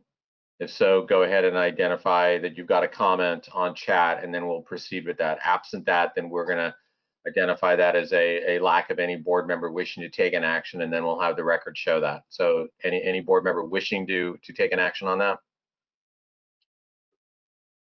Okay, seeing no comment, then Nick, let's make sure that the record shows that question was posed and was offered as an opportunity. Okay, thank you. Let's go ahead, Georgina. Thank you, Dave. Okay, groundwater levels. Change focus here. What we talked about before was the minimum historic groundwater elevation, and then we got a suggestion that maybe because there was discussion at the previous meeting supported 2 approaches. So the idea of using the average of the 5 lowest measurements was also brought up, and this approach eliminates the cherry picking or saying, you know, that value looks like there was a problem with when they took the measurement. So instead we use all of the information, and you don't exclude anything, you just average the 5 lowest measurements in the record. And how that looks, there's a few examples here. The horizontal line, there's two sets of, well, 2 lines here. The lowest one is the absolute minimum, and this upper line here is the lowest, is the average of the 5 lowest measurements. And so here you can see that now that line actually comes up to where we would have put it if we excluded this one over here. There are more records there with these are groundwater levels now, so they were slightly higher than this very low one. This is a pumping well, so it makes sense that some of these levels are recovering. So that's what that one looks like. Here's another one with a lot more data is recorded every month, and the minimum coincides with the average. So that one is pretty much the same because there were a number of records at a very similar low level there. And then this is an example. This is actually one of the wells that we would probably use for the depletion of interconnected surface water, and this looks anomalous. So this is that there was some discussion with Chelsea last month about, you know, we would take that out, and so that's when the suggestion of the averaging the 5 lowest, and then you end up with this higher line over here, which is probably more representative of the lowest level, because this looks like it was a data gap, but somehow they got one point in there that doesn't match, doesn't kind of fit the past record there. And then this is one where the first is probably these erroneous levels at the start of monitoring. These are averaged out with the last 5 lowest levels, and the proposed minimum now is about 12 feet below the existing levels over here. So this is way better than taking this level, which is the absolute minimum, or which one do you guess, and which ones are right and which ones are wrong. So for this well, something like that would suffice. This well, there's no real change in groundwater levels in this well. Anyway, so that's what those look like when you use the average of the 5 lowest. So I'm going to stop here just to see what people think of that, if they're okay with us going with that instead of the absolute minimum. Okay, opening the floor. Any comments or questions? We're talking just from the board at this point, right, Dave? Yes, we are. Okay, let's go to Doug and then Dale. Thanks for this, George. Thanks for this, Georgina. I'm going to stipulate that I'm generally supportive of using the average of the 5 lowest, but and after going through the slides, even after hearing the presentation, I remain just a little bit confused between whether we're going to be doing any data cleaning or not. On slide 21, the comment indicates, and your voiceover indicated, you would exclude that deemed erroneous data point, so there would be some data cleaning. But then on a couple of other slides, you kind of relied on the averaging process to norm out the at least questionable data. And I guess, I mean, I could support some intellectually honest rule-based data cleaning in the context of data that just seems, you know, whack. And my motivation for doing so, number one, is to try to base our standards on deemed good data. And number two, at least in the examples we're looking at here, the bad data points all appear to be on the low end. So we're artificially depressing our minimum threshold, which, you know, has the potentially salutary effect of giving us more flexibility. But I don't think this is the way we want to achieve flexibility by having crappy data in the data set. I think we'd want to do it some other more straightforward way. So I guess I just appreciate some clarification on whether we are or not doing any data cleaning. And then I would just stipulate that if the group ends up comfortable with doing some appropriate data cleaning, I could support that. Doug, do you want to define further what you mean by appropriate? Well, something that's valid and reliable. I mean, in the context of pharmaceutical clinical research, data are reviewed and cleaned. And still, there may be some whack data points now and then, but if you see a whack data point, you question it, you clarify it. So I'm not an expert. I'm in the regard to the data that we're collecting here. And as Georgina indicated earlier, there are experts running systems around here who may have methods and practices for dealing with wacky data, and I'd certainly defer. All right, Georgina, do you want to weigh into what Doug raised regarding some of these questions about cleaning the data and whatnot, or go straight to Dale? Yeah, well, if we're using the 5 lowest and averaging them, we're not cleaning the data. At this point, you know, if we weren't using the 5 lowest, I would want to clean. I would not include this. I would then go with the next highest point. So, but in this example, we kept it in there, and we arrived at the higher line. So the comment on this slide is erroneous. Yes. Okay, well, thanks for that clarification. Yeah, sorry. Again, my voice, I when could see cleaning the data. Mm-hmm. All right, let's go to Dale. Those were pretty much my comments too. I was just questioning whether we were going to include that that erroneous or that low point in all of these slides within the averages, or was that going to be thrown out and then average the 5 lowest points, and then not knowing if though, you know, at those lowest points, were there any adverse impacts, you know, to the well, to the production, and if not, then I could also support even having the threshold a little lower, knowing that at those low points, you know, there was no adverse impact. So. Okay, Georgina, again, I mean, are you in position to sort of opine as to whether there was or would be adverse impact, or not yet? Yeah, this is a well nowhere near any wells, any production wells. So this is one near a creek, in fact. So the higher level is probably what we want to go with on this one. Meaning of these two, the higher, but Chelsea's going to talk more about that. I took this just as an example of when you do have erroneous measurement, what happens with the average here. All right, let's go to Chris, please. I think it is interesting how it does clean the data when you average the 5.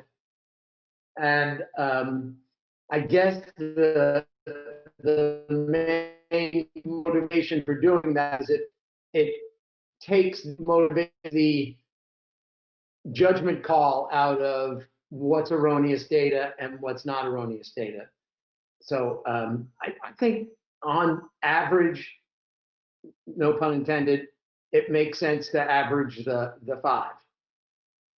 That's very well put, Chris. Thank you. And next slide you can present. Thank you.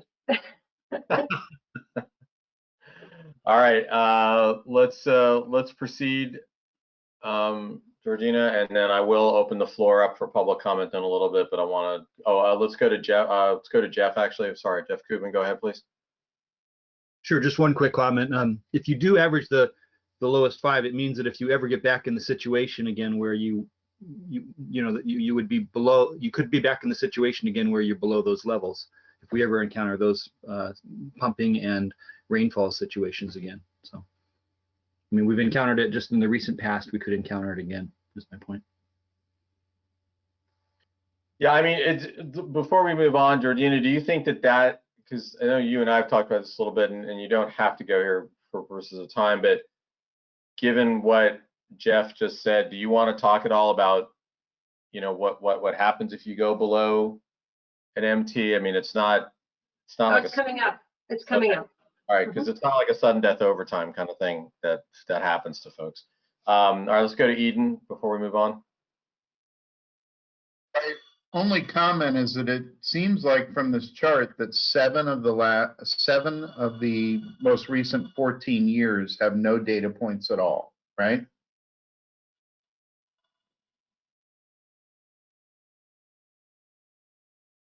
Are you talking about the years? Yes. You're right. Yes.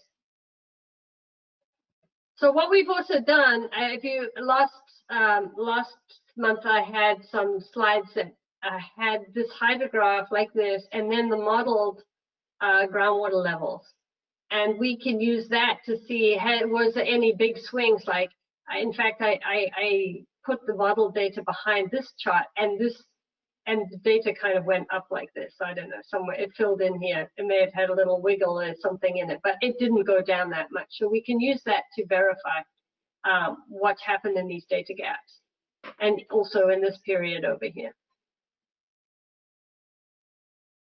So I guess I would want to know that we had that to rely on, because anytime I look at something where there's only 50% of the questions answered, it's sort of a worthless data set, isn't it, for the Right. last decade and a half? Okay. Right. Yeah. But because the model isn't really, it's not finally calibrated, I don't really want to show those. And what I showed last month with tiny little things just in the corner, just to show that that's what we use. I don't, all of this is working in progress. So when we do put these out in the GSP, where there are gaps, we'll support it with the model data.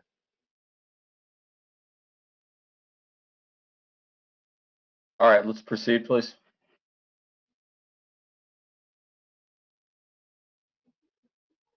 Okay, next slide.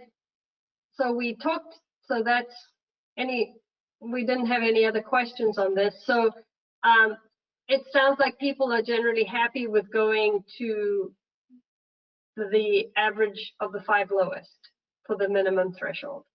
And remember, this is preliminary. We're going to use this and see how it goes when we add climate change projects and management actions, and see how the basin responds, how close do we get to these minimum thresholds. If we think they're very small differences really happening there, but we have a chance to change those later once we get those data, once we get the predicted data. So let's just check in then one last time to the board. We've heard from several board members choosing to weigh in and support the approach, the five points, as very eloquently put by Chris in particular. Are there any board members that feel differently, that we want to get into the record, that you are concerned about that? Okay, hearing or seeing none, let's go ahead and open the floor to the public at this time. Nick, please. All righty, let me see here. If you are a member of the public and you're either calling in or on GoToMeeting tonight and you want to make a comment on this, you have been unmuted, and this is your time to do that. Hearing none and seeing none. All right, very good. Moving along. Okay, now we're back to undesirable results, but this time for the groundwater levels. And the same thing's going to apply here about the moving average, which is, we just started discussing it last month, but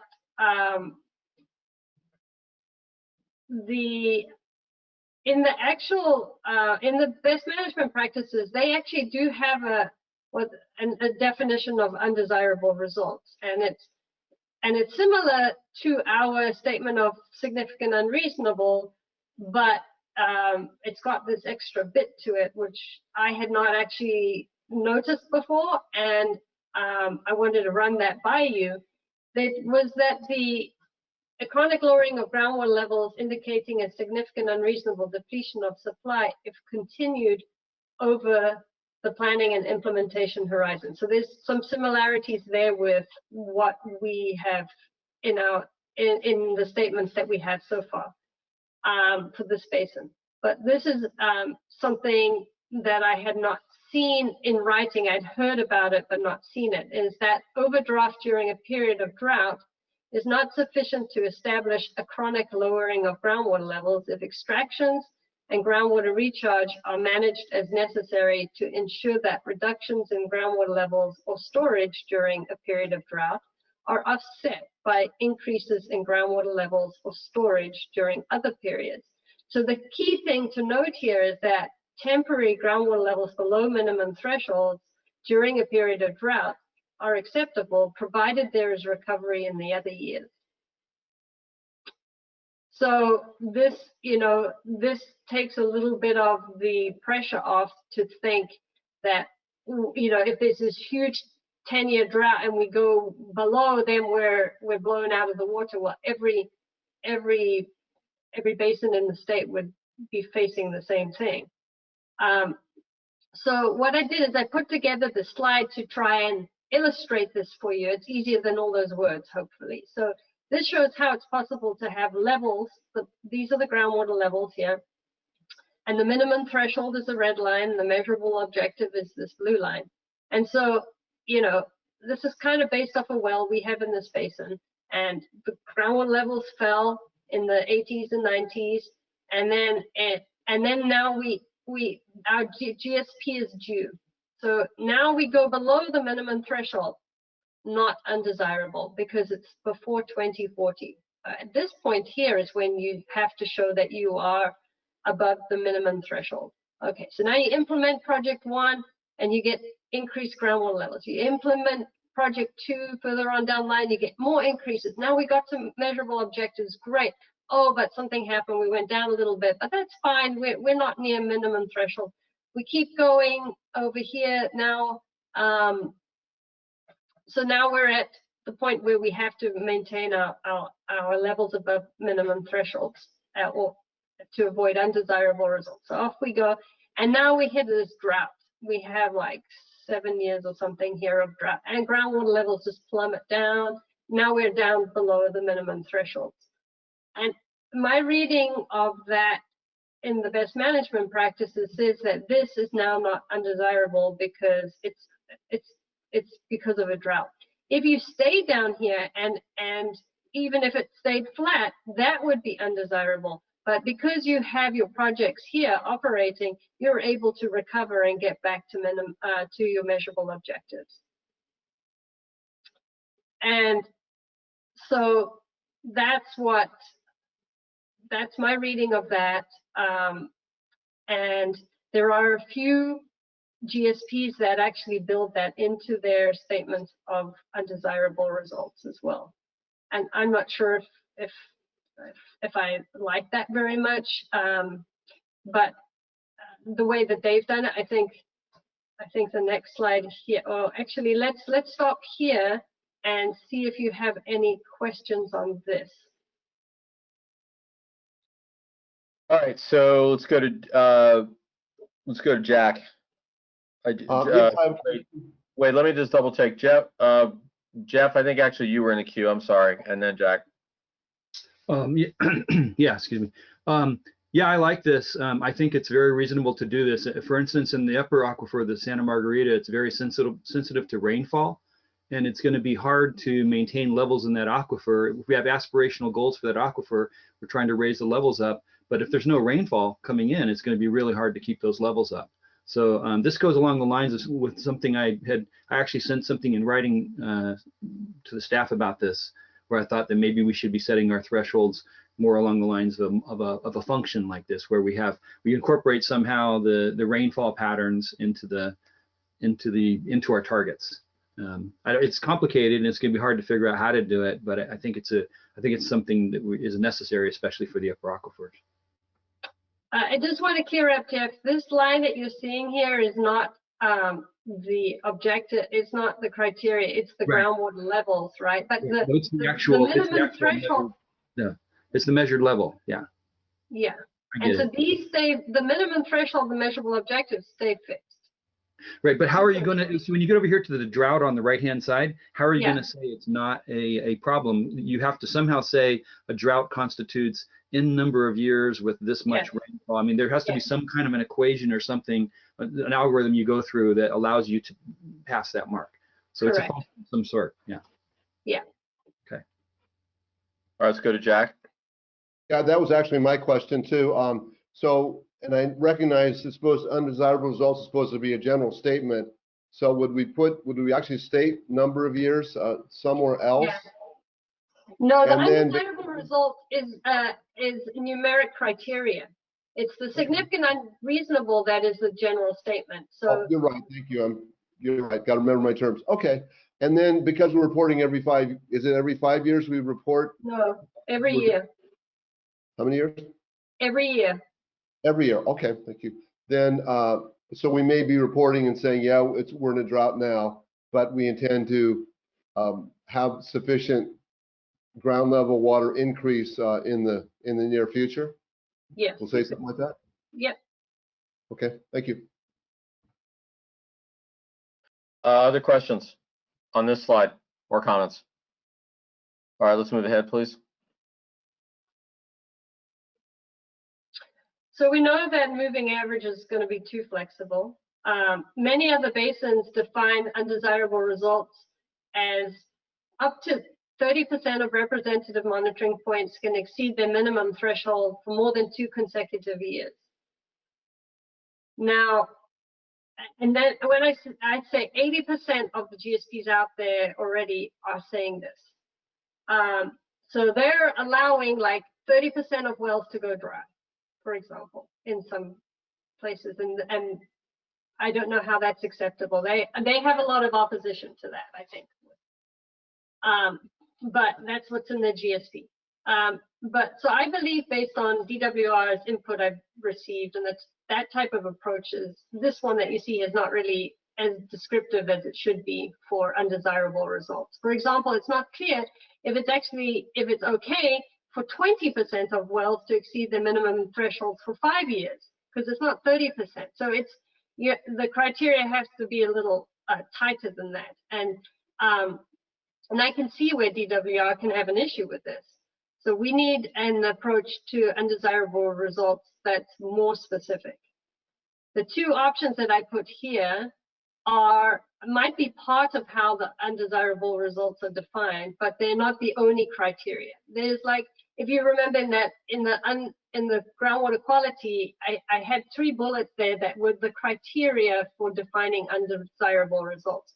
We would do the same for this. We would say, okay, we're going to look at average monthly levels, because a lot of these wells, I'm hoping all of them will have data loggers in them that are recording data, it won't be every hour, but it would be several times a day. And so we'll have some really good data. We won't be having these problems where there's this strange reading when someone's water meter didn't work correctly or something. So, we might say average monthly level, but then there are all these things that Jeff was talking about, that a certain number of years, you can allow it to go a certain number of years below if it's very dry, or, there's a bunch of other criteria we need to add into there. And so it's really challenging to figure out what combination of minimum threshold exceedances are undesirable, especially when they're going to be projects and management actions that need to be implemented to achieve the basin sustainability goals. These will change groundwater levels in some areas considerably, and that will give us more flexibility in avoiding the undesirable results. I would rather wait to see what those predicted groundwater levels are before going further with defining undesirable results for chronic lowering of groundwater levels. This doesn't actually hold us up in any way, and we will bring this back to you as soon as we have more information from the model. So I have to thank you all for your patience as we go back and forth on some of these issues. We promised you from the beginning it was going to be iterative, and we're making good on that promise, as you found out tonight. So with that, I'm kind of punting it here, but I'd like to hear what you think about that in light of the few slides that I've shown you on this topic. So let's go. Lou already was in the queue, so let's go to Lou, and then double back around to that last set of questions that you're posing, particularly regarding number 1 and 2 as options. Then I need to. I don't think I want to do that just yet. What I'm saying is I think we're going to come back to this. Okay. All right. Well, let's go to Lou for his question. Using the rationale that other basins are doing something around the 30% of monitoring points in the 2 consecutive years, that doesn't convince me that it's anything other than arbitrary or following the crowd. I mean, what is the real convincing argument for using 30% and 2 years versus any other combination of percent and years? No, they are using. Some people say 10%. Some people say 20%. Some say 25%. Some say 30%. Some say 2 years. Some say 3 years. I think those are the 2 years. Those are the 2 different types of years. So it's any of those flavors that they're using, and they are okay with that amount. That's their kind of measure of significant and unreasonable, that they are allowing a certain number of wells to go dry. And then we talked about that in this basin, and that wasn't really something that it hasn't really happened in the scale it has in other basins.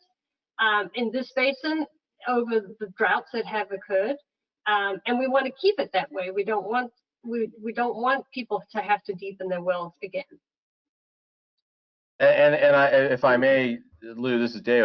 I think that the verdict is it's still out on that, because where these approaches are taking place, and correct me if you think I'm wrong here, Georgina, a number of these places, well, clearly it's the critically overdrafted basins, a lot of that in the Central Valley. There are strong disadvantaged community advocacy entities who are all already making it very clear that this is unsatisfactory and unacceptable. And I think that this is setting the stage for some very significant decision making that's coming in the near future between how DWR is going to respond and potentially how the state board might intervene if there's a disagreement. So the verdict is still out, I would say.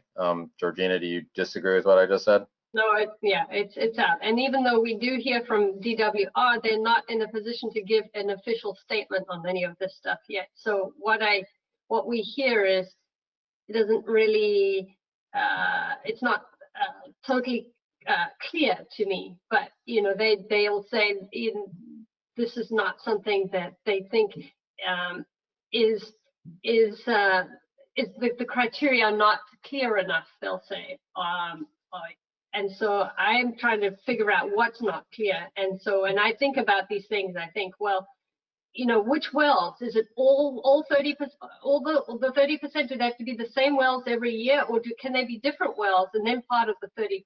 It's not very clear how they come up with that. But correct me if I'm wrong. You're presenting this to us as if it were the best of all options, and no, I'm just saying if the only argument we have is that other basins are doing it, it's kind of a weak argument in my mind. I mean, yeah, what is the real rationale for 30% in 2 years? I don't know. That that's the best option we have. I don't think this is the best option. I think we can do much better than this. But so this is just a starting point? No, I'm just telling you what people are doing and that there are issues with this and that we can do better than that. This was just for illustrative purposes to sort of paint like a bookend, if you will, Lou. Okay. Sorry if that was confusing to you. All right, let's Nick, let's go ahead and open up the floor for public comment, and then I need to do a point of order. Sounds like a plan. All righty. If you are a member of the public and you have a public comment that you want to make, and you are on the telephone, you have been unmuted. All right, not hearing anything from the phones, and if you're calling in using GoToMeeting, just go ahead and put yourself in the comment queue, or just go ahead and unmute and say what it is you have to say. Okay, again, hearing none. Okay, so this is Dave again. I want to just do a very, very quick point of order here. We have sort of mathematically, if you will, approximately, well, we are at 7:38 right now. We have, at least as is indicated on the agenda, we have anticipated about 70 minutes of presentation and Q&A left in the evening, or in the presentations. My responsibility is obviously to honor all the board members that weigh in, and of course to keep opening up the floor for the public comments so that we have the record showing that. I could not be more enthused by the fact that the board members, you all are engaging the way you are, and I want to be very clear that my pointing this out is not at all to create a chilling effect to anybody who feels compelled to raise a question, because your level of engagement has been fabulous in the last couple of meetings and exactly what we wanted of you all to do. I raise this, though, to therefore point out that it is entirely likely that we will not be able to finish by 8:30 tonight. We could punt something, perhaps. We haven't been able to check that with our technical folks, but the problem there is that we've done that several times in the past, and we can't keep doing that. We've said this to you all before, we can't just kind of keep kicking things down the road. So I'm pointing that out. I'm getting it on your radar screen that you need to be doing and engaging exactly the way you have been, and that may therefore result in us going over at 8:30. So with that, I believe we're ready to transition over to Chelsea.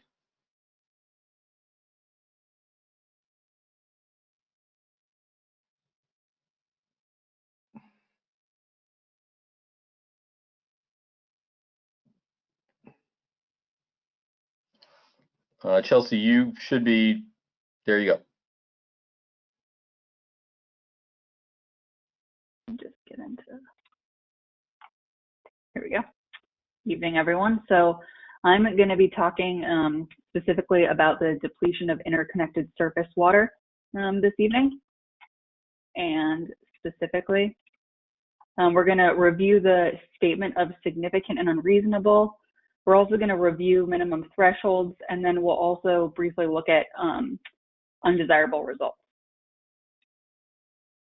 So first, you've seen this statement of significant and unreasonable a few times, and based on the feedback that we got from the board during the last meeting and after the last meeting, we've revised this statement to read, depletion of interconnected surface water occurs where interconnected surface water is depleted due to GSP implementation and/or groundwater use. To be considered significant and unreasonable, depletions must cause undue financial burden to beneficial users of surface or groundwaters in the basin or impact the viability of selected priority species or GDEs. So I know that during the last meeting, there was some concern about how this statement might impact private well owners and pumpers. And my understanding is that we're concerned with the impact to interconnected surface water from both GSP implementation and from groundwater use within the basin. So the way I sort of see it is that this statement doesn't necessarily put undue burden on private well owners, but just recognizes that those impacts could generally come from different groundwater use, whether that be from GSP implementation, from municipal pumping, or from private well pumping. So there's two things that I'd like to check in on. The first is that, you know, is there still concern about specifically the impact to private well owners after the discussion that we had last month? And are the directors happy with this statement as it's been revised? So let's go ahead and open up that floor.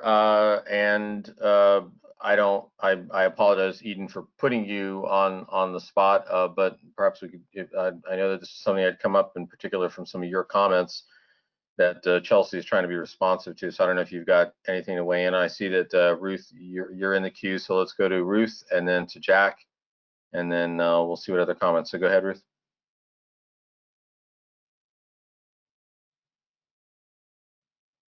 Ruth, you there? You may be muted.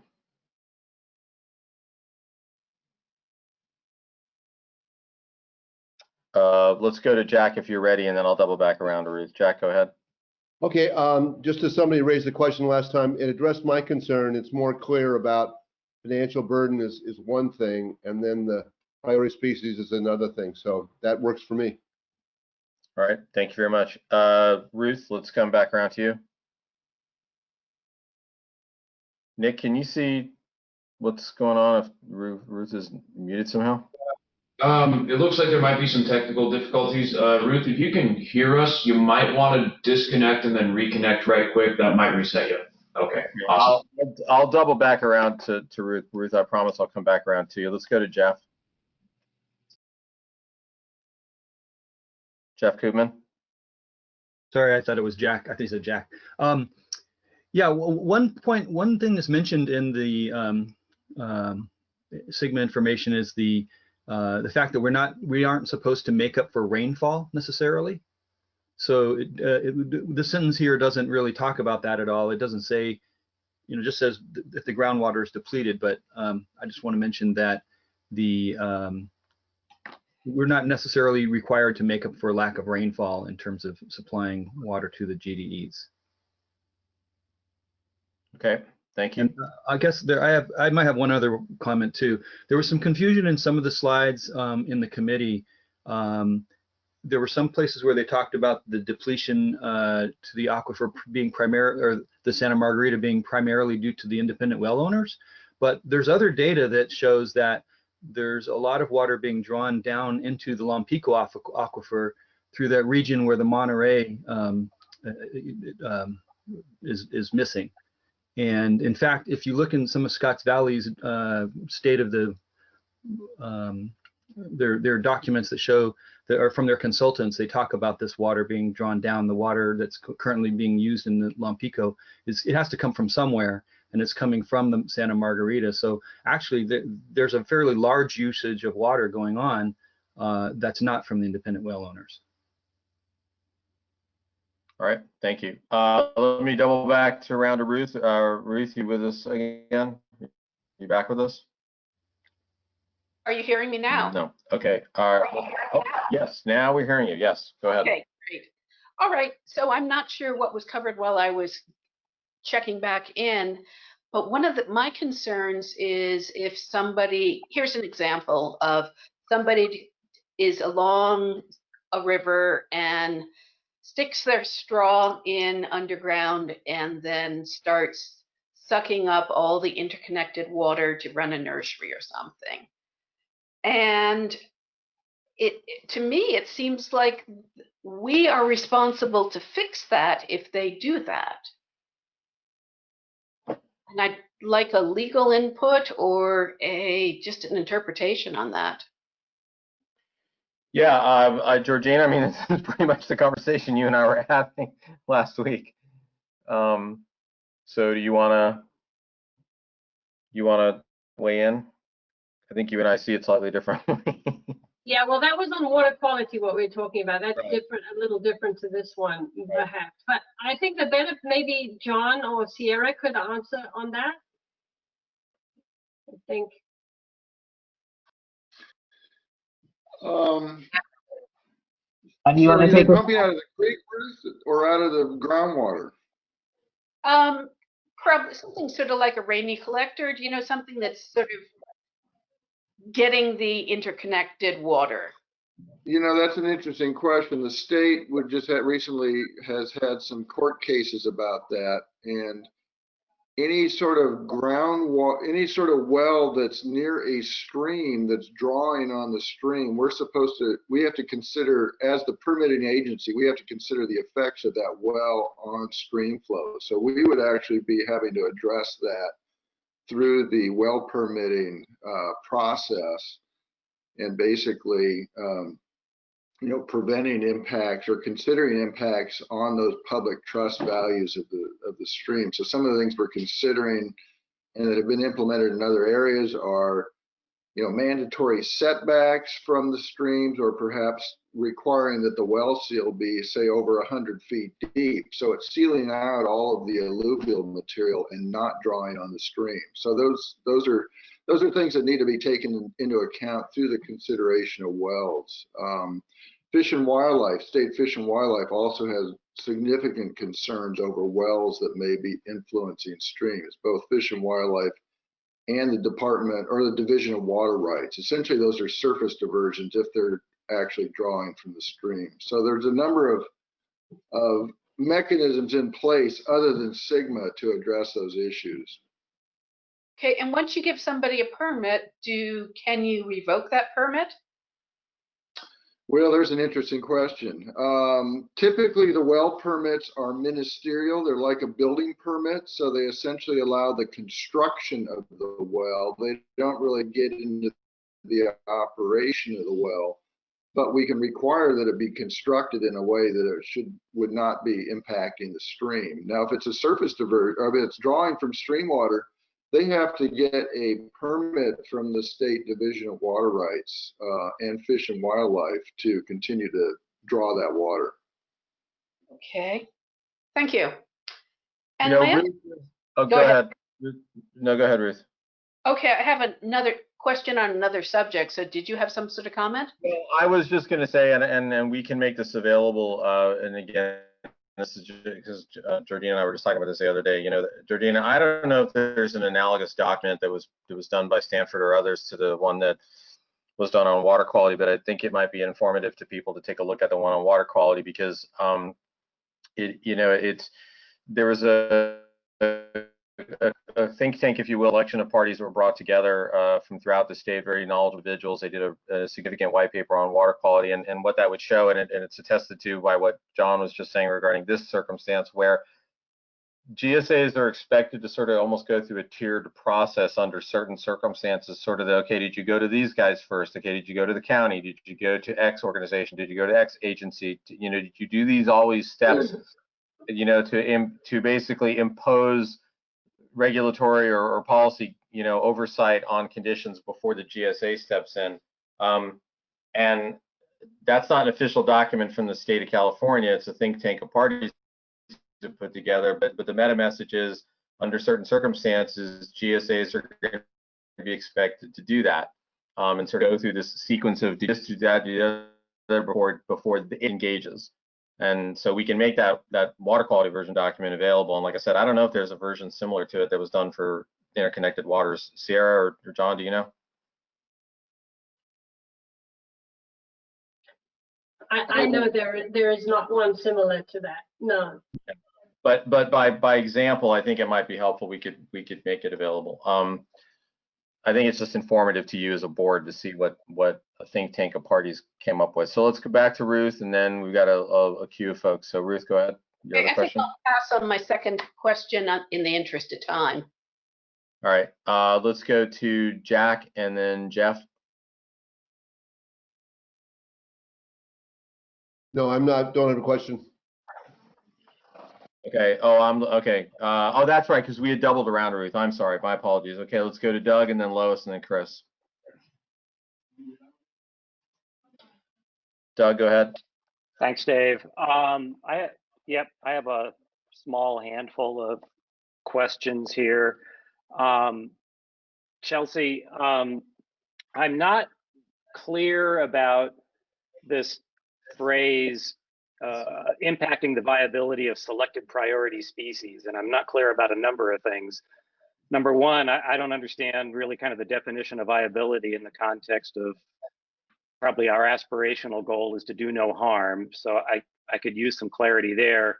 And then I don't understand what selected priority species means. Does that mean it's listed, it's endangered? What's the reference document, or are we making up the list ourselves? And then finally, as relates to that phrase, does selected also modify GDEs?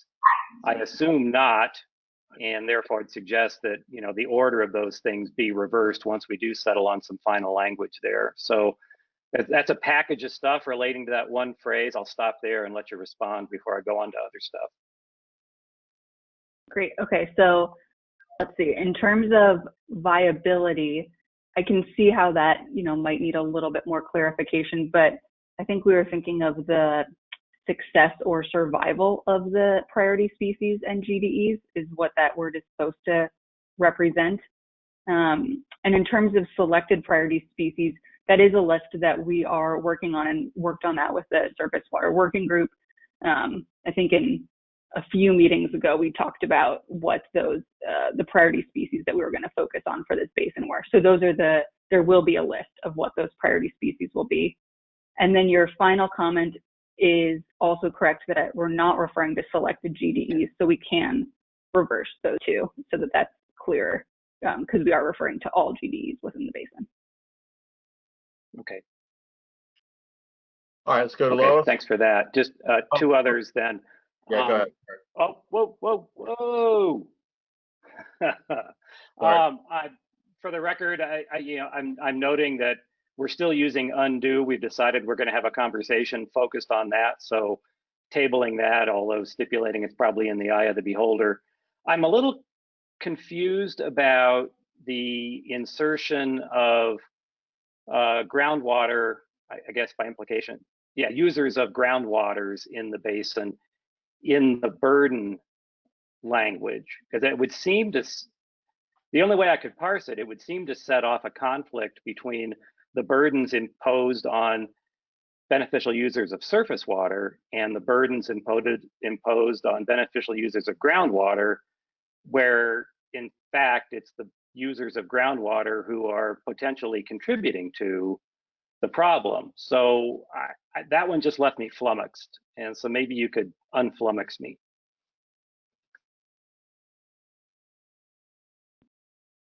Can you describe your concern a little bit further? Well, give me an example of an undue financial burden on a groundwater user that would result from depleted interconnected surface water. I see. So it's more about, you know, we tried to clarify this statement by separating undue financial burden to beneficial users of surface water or groundwater users in the basin. And you're thinking more specifically about priority species and that sort of thing, and beneficial users of surface water? No. I can't grasp what undue financial burden would be imposed upon a beneficial user of groundwater as a result of unreasonable depletion of interconnected surface water, other than if you're stating that the financial burden to mitigate their contribution to the unreasonable depletion is excessive. And maybe that's what you're trying to say. That is what you're trying to say. Yes. Okay, so we do then set up a competition between the costs for surface water users and the costs for groundwater users. All right, okay. Well, thank you for. All right, let's go to Lois and then Chris. Okay, did you go to me? Yeah. I did. So I didn't hear, when you're talking about well owners affecting surface water, did you mention also there are some people who take their water directly out of creeks and streams? Did you mention that? That's not within the statement, but that is sort of what Ruth was getting at, I think, in her comment that John addressed. And I think that is something that's of concern, but specifically through the GSP process, we can only be concerned with GSP implementation and groundwater use, and not regulating. Because I know a area where people take water right out of Lompico Creek, which drains into Zayante Creek and goes on to who knows where. So that's why I was asking that question. My understanding is that would be regulated through a different agency or through a different mechanism. Is that correct, John?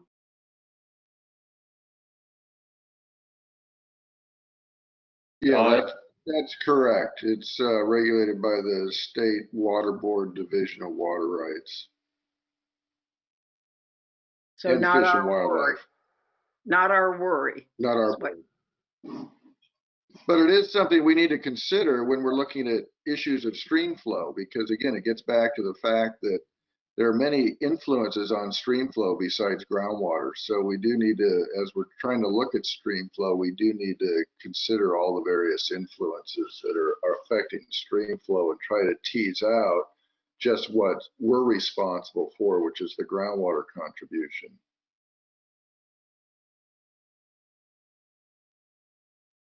Any follow-up on that, Lois? No. Okay, let's go to Chris and then Eden and then to Rosemary.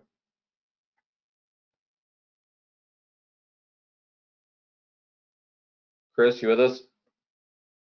I'm gonna withdraw my question. Okay, Eden, all been asked. Eden? Yeah, to comment on the statement itself, I'm generally okay with the statement, Chelsea. Supportive of most of the construction. I still take issue or just am bothered as a reader trying to think about the layman reading this in the future that it repeats the phrase interconnected surface water twice in the first sentence. There's got to be some other way to phrase that creatively so that it's not immediately confusing or off-putting to the reader. But the second comment is not statement specific.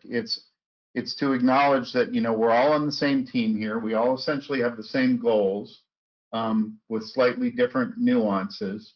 And it harkens back to what Doug brought up, the setup of a competitive nature here between private well owners or groundwater users and surface water users. And any statement like this from here on out, I'm going to immediately have my hackles up, wondering how this is in the future going to be used if I don't really grill it right now, how it's going to be used against me as a representative of a private well owner constituency to make us take the blame or submit to metering or some sort of taxation or costs for something that now is allowed for de minimis users for free.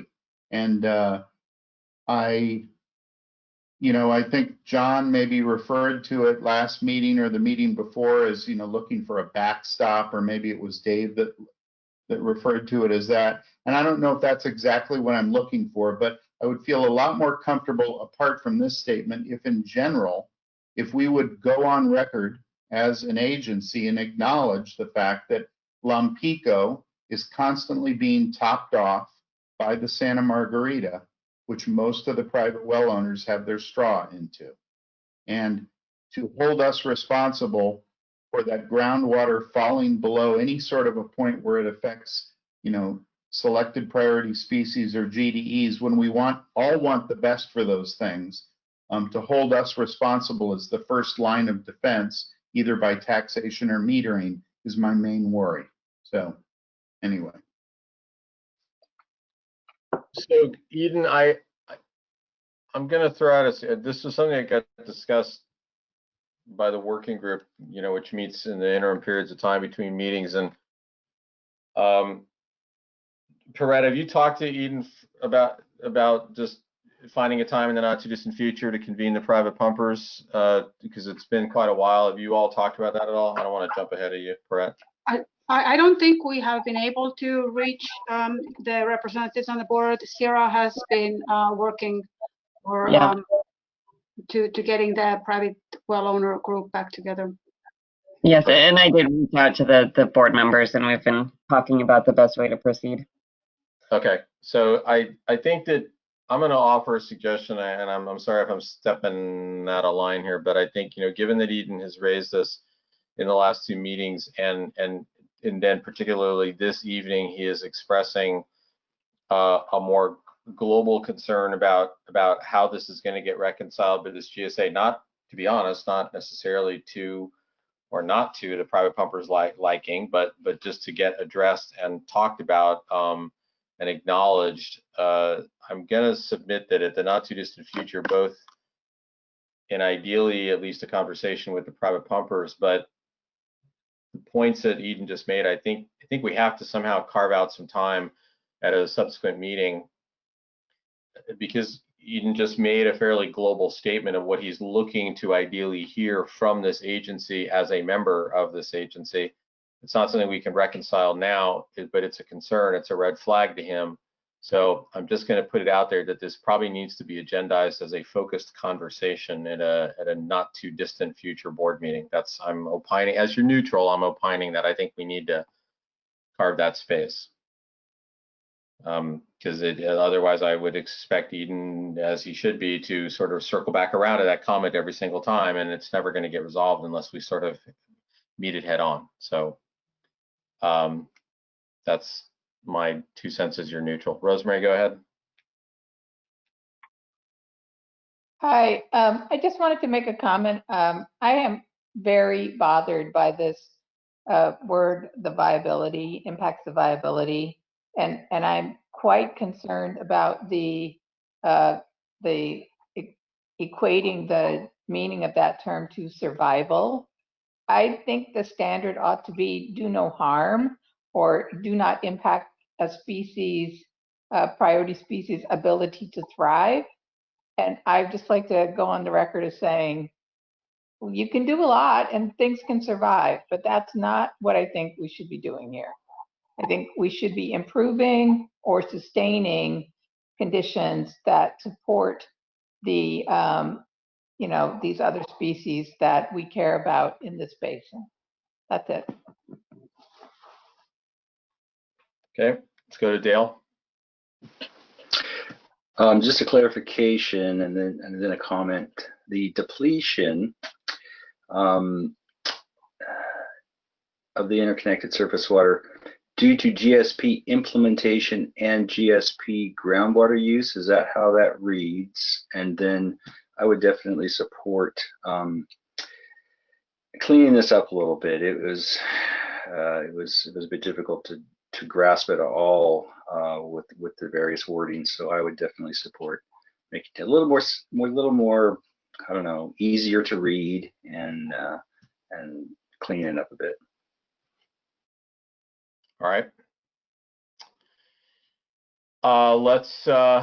Let's proceed, Chelsea.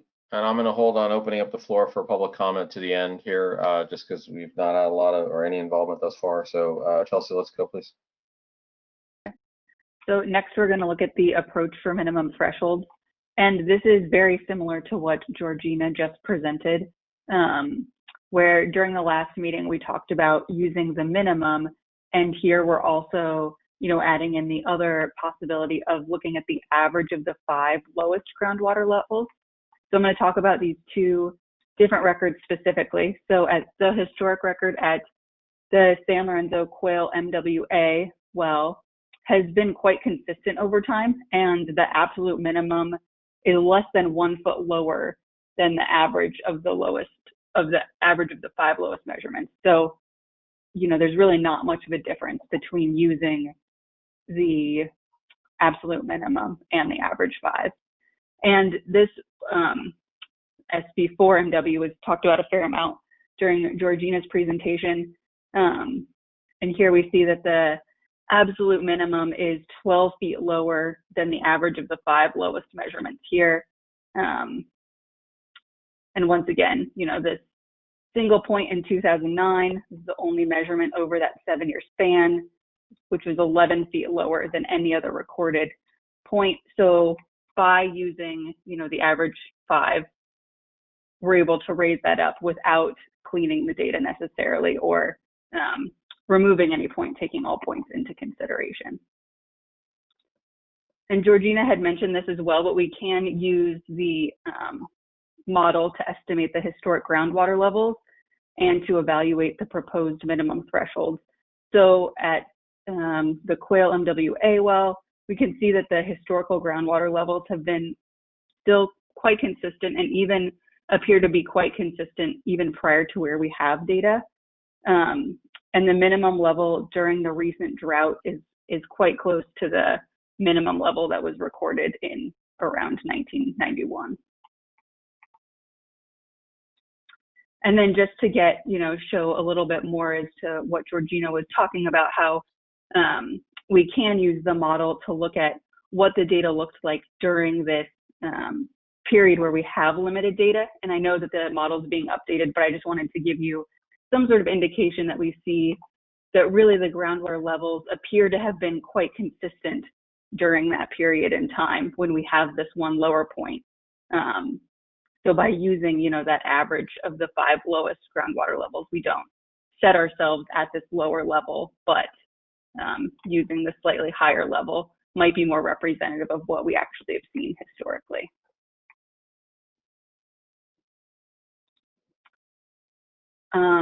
So with that, I guess, it sounds like you had already given input on the chronic lowering of groundwater levels between your preference between using the historic minimum and using the average of the 5 lowest groundwater levels. And I guess I would like to similarly hear your input on which you would prefer to use for this sustainable indicator. All right, Dale, I think I'm not really sure whether you came in under the wire and I missed that on while we were still on some of the prior topic, or whether this is more to this point, but let me go to you, Dale. No, I was able to ask my question, but I'll chime in here and say that I would support the average of the 5 lowest groundwater levels. All right, Doug? Same. Sometimes it's better to be consistent than to be right.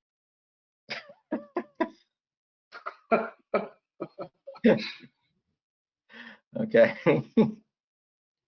We'll put that as the quote for this chapter when DWR reads it. How's that? Jeff, go ahead. Yeah, I want to point out kind of a repeat of what I said before. That 2015 is the year that we're supposedly trying to not go below. We don't have data for earlier in the century, but in terms of the well levels, but we do have rainfall data. For example, at San Lorenzo Valley Water District, they have a rain gauge that goes back about 100 years. And if you look at that rain gauge, you find that 2015 was not the lowest year. 1912, 13, 1917, 18, 23, 24, 30, 31, 75, 76, and 77, 76, 77 were all worse rainfall years than 2015. If you start looking at 2-year averaging, there are worse years, 1912, 13, and 76, 77. If you go back over longer periods of 3, 4, or 5 years of average, you also find examples. In fact, there was a 10-year drought back that was worse than the 2015. So, and those are larger droughts than the 2015 one that was supposedly our mega drought that we're supposed to be dealing with. But there were larger droughts in the past before climate change even kicked in. And if you look at tree ring data, there's even bigger ones than those. So, the future will have more of those in it. We will see the water levels go down again. And so when we're setting our thresholds, that we have some data here that goes back 10 or 20 years, and we're setting our thresholds to that. But the future holds less water in it on occasion than, here and there. So having a fixed threshold that we're going to be, held to our feet to the fire to is something to think about. All right. Other opinions on this this preference question?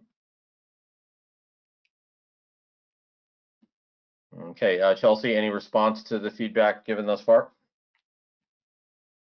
I think that, being consistent with what we do with the chronic lowering of groundwater levels is ultimately good. Like Doug said, better to be consistent than right, I think was the quote.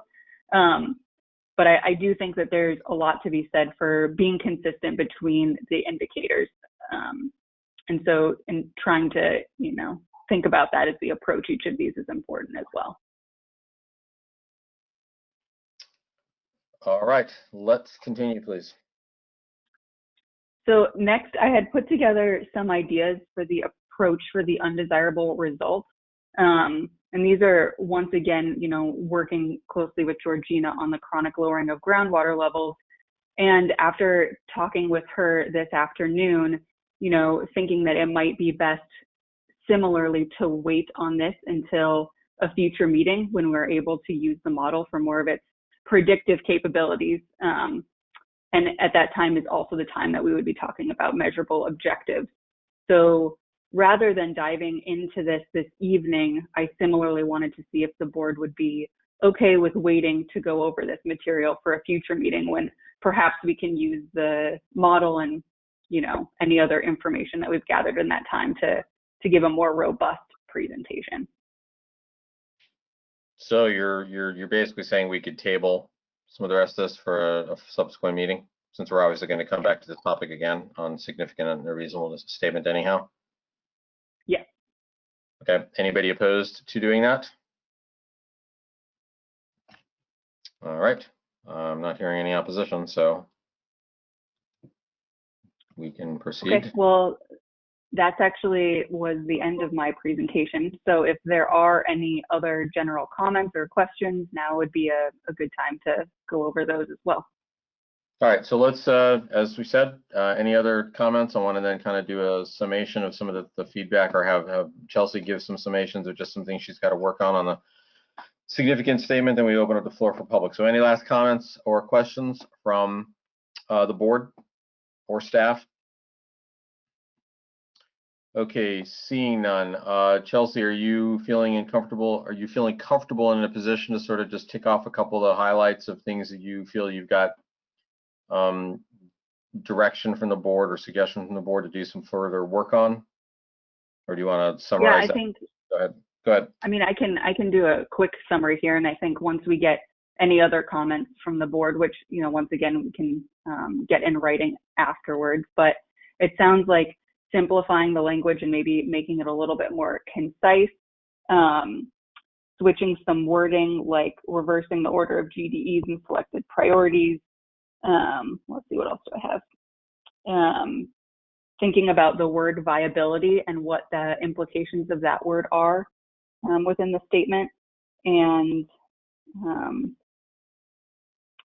looking at just the general, looking at the language to make sure that everything is clear and, not necessarily have repeated words. Okay, and then obviously there's the overarching statement from Eden as well that we'll need to return back to. Let's go to Terry Rain, please go ahead.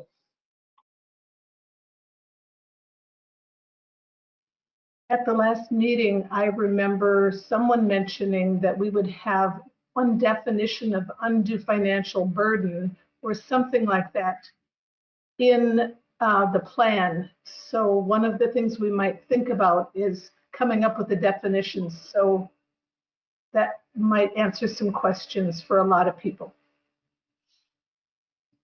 Yeah, I'm just saying, again, I think that in some not too distant future meeting, there's got to be some time carved out for some of these other discussions beyond just these technical presentations. Clearly, these are necessary, but there are some things that are stacking up that I think also have got to be addressed, such as the comment from Eden. So somehow we've got to carve out the space.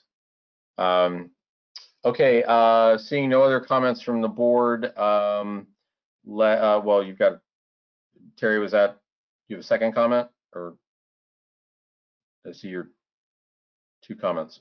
Nope. Okay. All right, Nick. Let's go ahead and open up the floor for public comment. Alrighty. If you are a member of the public and you're calling in via telephone and you wish to make a comment on this, you have been unmuted, and this is your time to do that. Okay, hearing none from the phones. If you're a member of the public calling in via GoToMeeting app or web, feel free to speak up if you have anything to say. Hearing none, seeing none. All right, let's go ahead and transition to Georgina. Only thing I guess I feel I need to do is check in with Chris.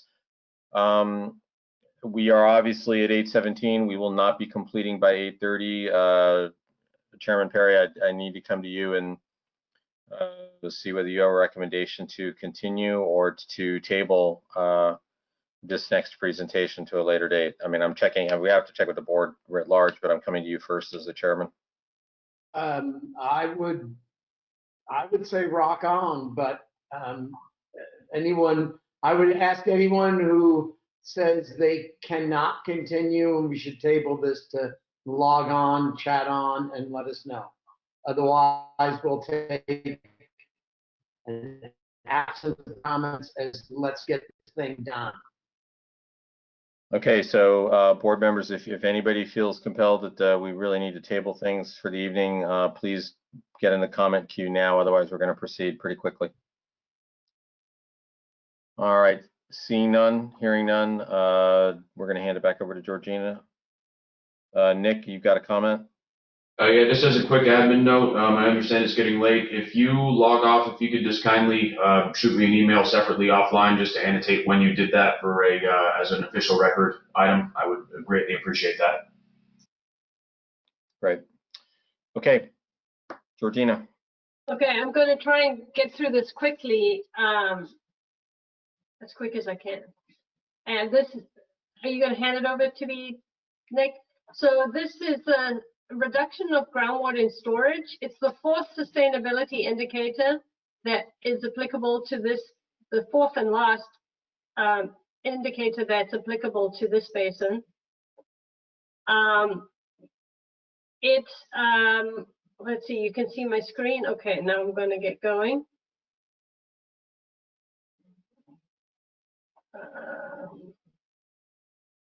Something's happening.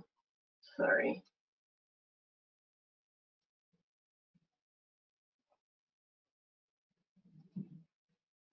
It's not working like I want it to.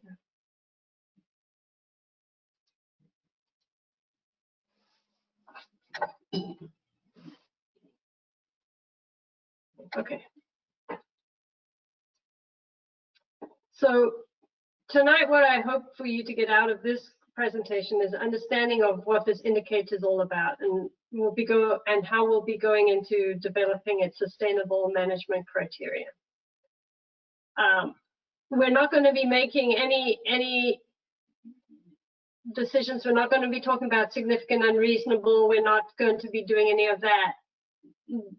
There is one item that we could get some input from you, but the rest is just informational, so you understand this indicator, because it's not what it seems. It's a little tricky one, and so that's what I hope to infuse into you tonight. So since this indicator is about groundwater and storage, I wanted to first talk a bit about what that is. Groundwater held in aquifer storage in the little pores between the sediments is directly related to groundwater levels. So when you measure depth to water in a well, you put your tape down, the shallower the depth to water, the more water there is in the aquifer, more storage. However, counterintuitively, the metric for this indicator is not a change in groundwater and storage as charted up here, where this is every year there's a change in storage in the basin, and the bars going down are a loss of storage, and the bars going up are a gain. It's not that. Instead, but rather it is a volume of water pumped. So this is from the GSP guidelines, and it says minimum threshold for reduction of groundwater in storage is a volume of groundwater that can be withdrawn without leading to undesirable results. So this is going to explain a little bit what these different storage terms are. So this is a little basin here, indicates total groundwater in storage is from the water level up here down to the base of the basin. Well, this is fine and well, but it's important to know that not all of this can be pumped out. So it's an unrealistic volume. What's more important is the effective storage in a basin, which is the amount of storage between the groundwater level and from where wells pump. The next little basin here shows a solid green line that represents, say, hypothetical minimum thresholds that we've set near the bottom of these wells. And the volume, and this is the volume is, sorry, let me just go back there. So you have this green line representing the minimum thresholds, and that the volume of water above it is the volume that can be pumped without causing undesirable results. So that's what this is. This statement over here is saying, well, you can pump this volume of water out of the basin because your groundwater levels are not going to drop below your minimum thresholds. So you don't want to pump more than that. If you do, you're going to get dropping groundwater levels. But naturally, this level here, this level up here is going to change because you have wet and dry years. So that's why we have to use the model to come up with a range of storage volumes you can maintain.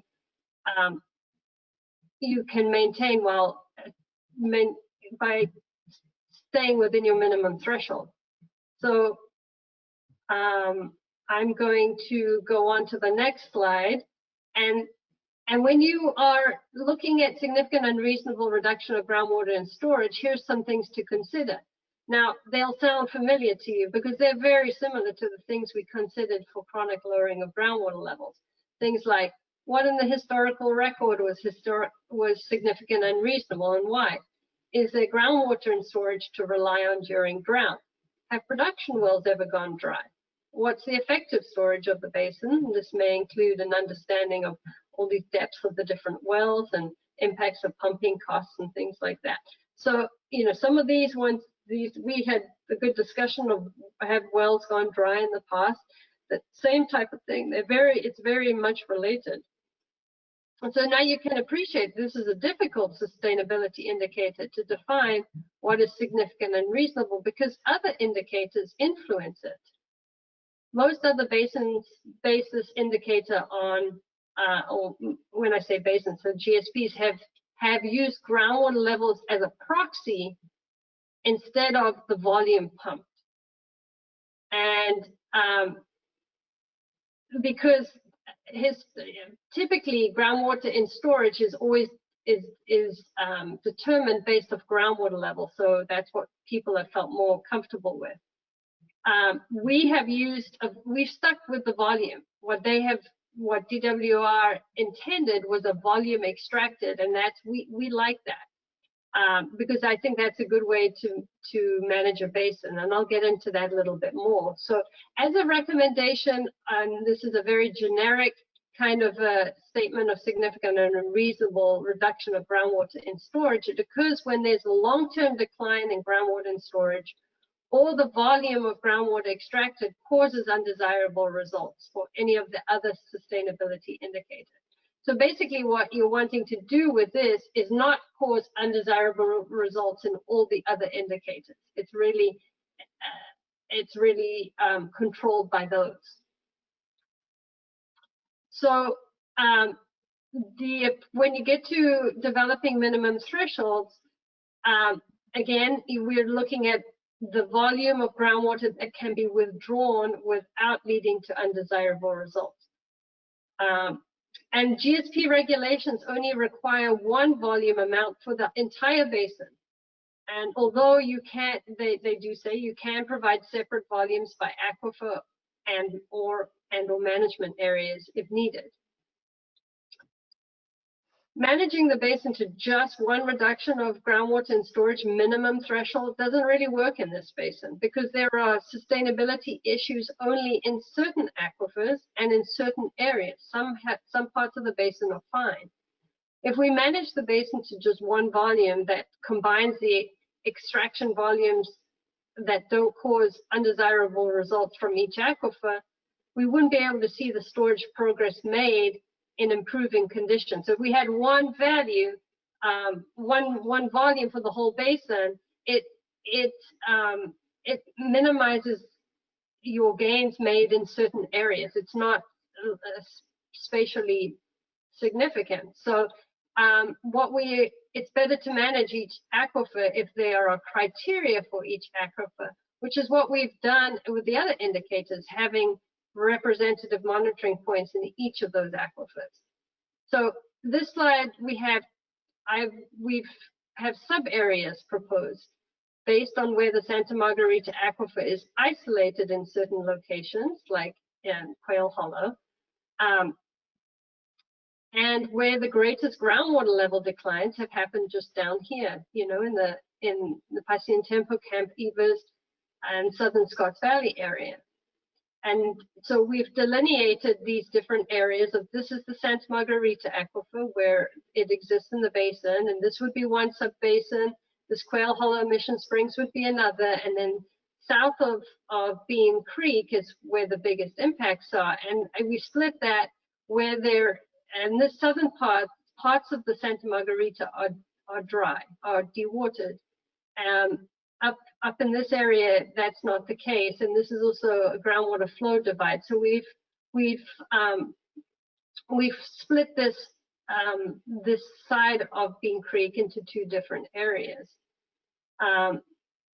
So we would develop storage minimum thresholds and measurable objectives for each of the aquifers within each of the sub areas. So this would be the Santa Margarita has these 4 different sub areas, and we would do the water budget for them as well. So then you could see in each of these where the inflows and outflows, so you could understand better where it's getting its water and where it's losing its water. If you just lumped it all together, you don't have that greater understanding. It doesn't really help you in managing the aquifer. Then when it comes to all the other aquifers, that would be pretty much the Monterey, not so much an aquifer, but we'll still do this for it.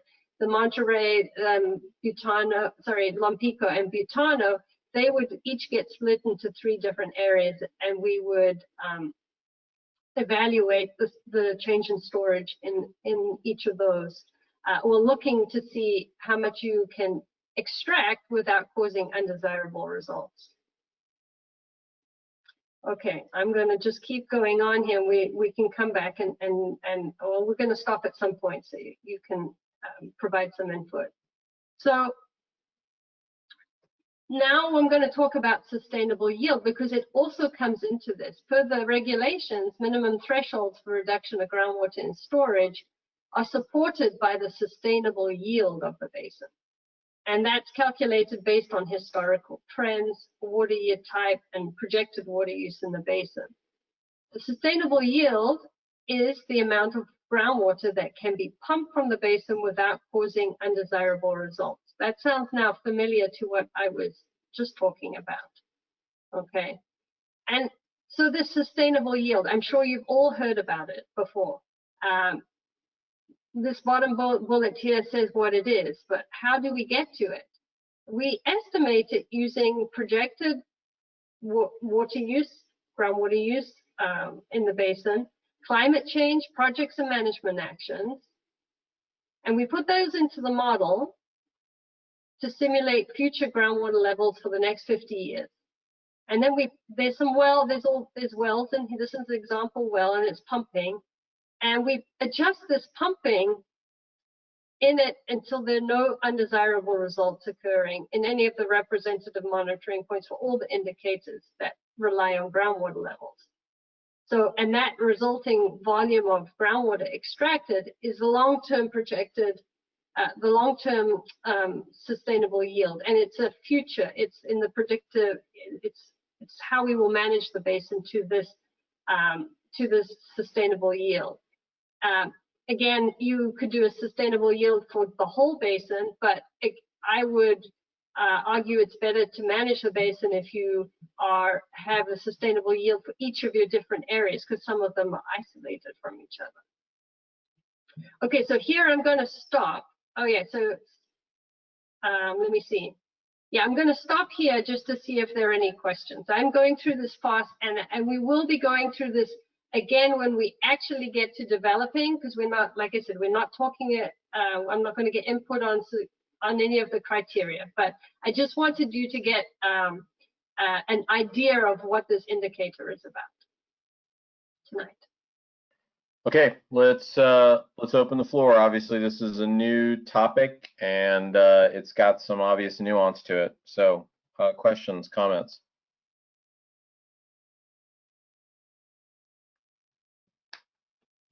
Okay, everybody apparently turned off at 8:30. All right, let's proceed. Okay, a bit more on the sustainable yield. It's very dependent on the locations of wells and how much they pump or inject. The graphic here shows 3 wells pumping the same amount, so 3 same wells, but they're in different locations, and the clustered wells are going to have a bigger impact around them. They're going to cause more drawdown, lower groundwater levels than these ones spread out.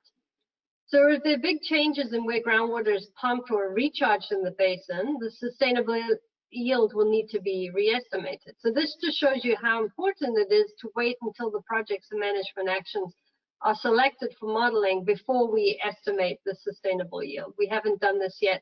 We will use the predictive part of the model, and we use the water budget as well in this estimation. And so I would propose that the minimum threshold approach would be to use the sustainable yield, because the earlier part of the presentation I was talking about the minimum threshold for storage is the amount of water you can extract without causing undesirable results, which is pretty much here what the sustainable yield is as well. So pumping more than the sustainable yield will cause other indicators to have undesirable results. So those two are very linked together. So that's what we have done in other basins that we work in, down Paso Robles, Salinas, and even up north in the Central Valley. This is the approach we're taking, as opposed to using groundwater levels as a proxy for storage. So the next steps that we're going to be taking on this indicator is that once the minimum thresholds for the chronic lowering of groundwater levels and depletion of interconnected surface water are determined, which we pretty much have done tonight by going with the 5 lowest measurements and averaging them.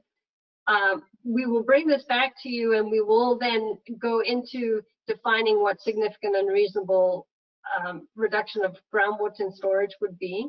We're going to work on developing the predictive model runs with climate change, projected demands, and projects and management actions, where you can tell already we have a lot of work to do between now and deciding what the projects and management actions are going to be. And then we'd use the model to estimate sustainable yield for each sub-area by aquifer. And then we would define the minimum threshold for each sub-area by aquifer. And then use the model again to determine what the measurable objectives would be. So similar, process to all the others, but it's very much reliant on developing the sustainability management criteria for the other. There's groundwater quality doesn't play into this because it's not related to water level. So it's a concentration. So it's really the other 2 indicators we were talking about tonight: levels and depletion of interconnected surface water are the ones that we need to be able to determine how much water we can extract from the basin without causing undesirable results. And that's all I have on that tonight. Okay, opening the floor again. Doug, go ahead.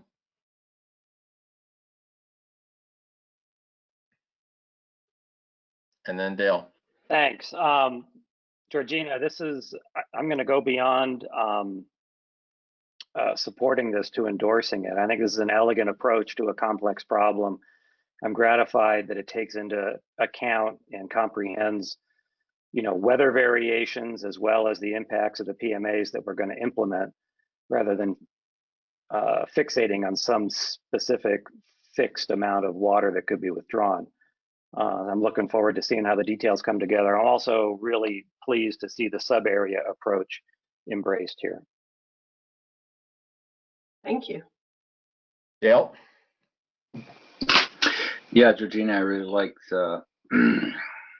like using this to see the health of the aquifer. I think it really gives a good example of how to judge, how we're doing. And I like how you've broken it up into the different sub areas in the aquifer areas to look at those individually.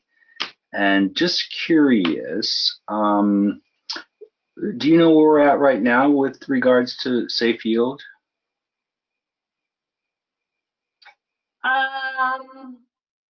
I would say that the basin and I've talked about this before, I think because groundwater levels have stabilized, they're not dropping anymore. I think that in general, they're pumping sustainably.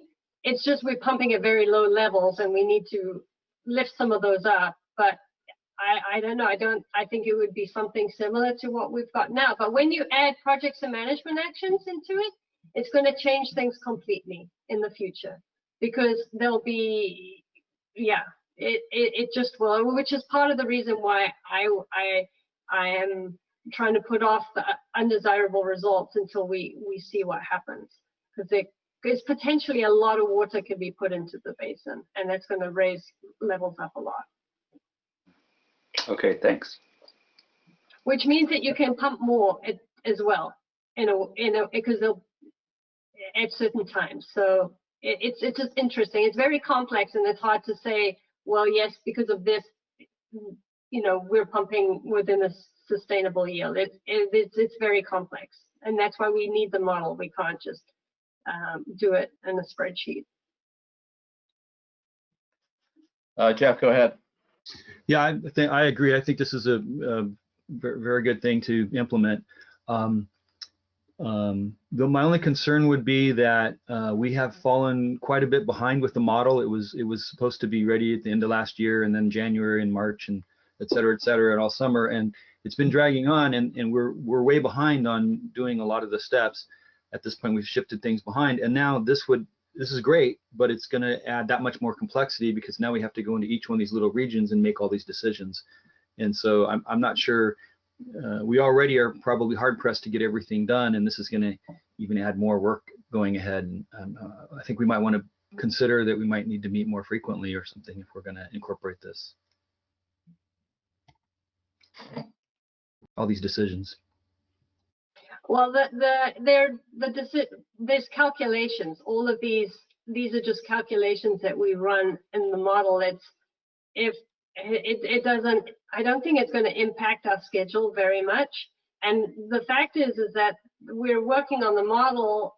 It has taken longer than we thought, but it is not. What's actually holding things up more is projects and management actions. Because we're waiting for that to be able to do the predictive part of the model. So in the meantime, we're improving calibration of the model, waiting for these projects and management actions to be decided.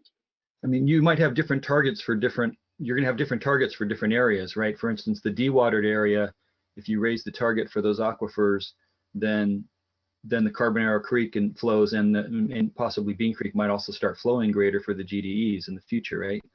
Yeah. So you have to decide where you're going to set those targets for the different areas, right? Well, for this indicator, it's just a volume. So we'll come up with a volume, and you don't want to exceed that volume for the minimum threshold of pumping. Okay. Yeah.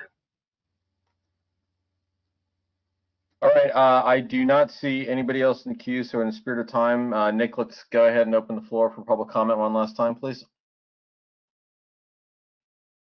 Oh, wait, hold it. Sorry, Thomas Berg from DWR. Thomas, go ahead, please. Thank you. I was joining as part of the public open period waiting. The question is for Georgina, and you keep referencing the term sub-area, and I'd like clarification. Are you talking about developing management areas, which are referenced, usually under basin settings and part of your GSP, or are you defining something different as a sub area? Yeah, no, it's not a management area. It's a sub area of the water budget. So it's primarily for breaking up the water budget, but it can also, and naturally, it can be used for the storage indicator as well. It's management areas require almost like a little GSP to be made for them, and I don't think we need that to manage the basin better. Any of the other indicators, they're in different parts of the basin with different thresholds that are specific to the aquifer. And although this may look like management areas, it's not. It's just to give more granularity to the minimum threshold. Thank you. Okay, good, thank you. All right, let's continue with public comments of people that are online, and Nick can go ahead and open up the floor for phones. Yep, okay, so if you're a member of the public calling in via telephone, you are unmuted. If you have any comments for this item, this is your time to make them. Okay, hearing none from the phones, I'm just going to double check one more time for anybody who's calling in using GoToMeeting. All right, hearing none and seeing none. Okay, thank you all very much for staying engaged yet again on an awful lot of information. With this, I'm going to hand it over to Chris Perry, Chairman Perry. All right, thank you, Dave. Thank you, Georgina. Thank you, everybody. That was a lot of stuff.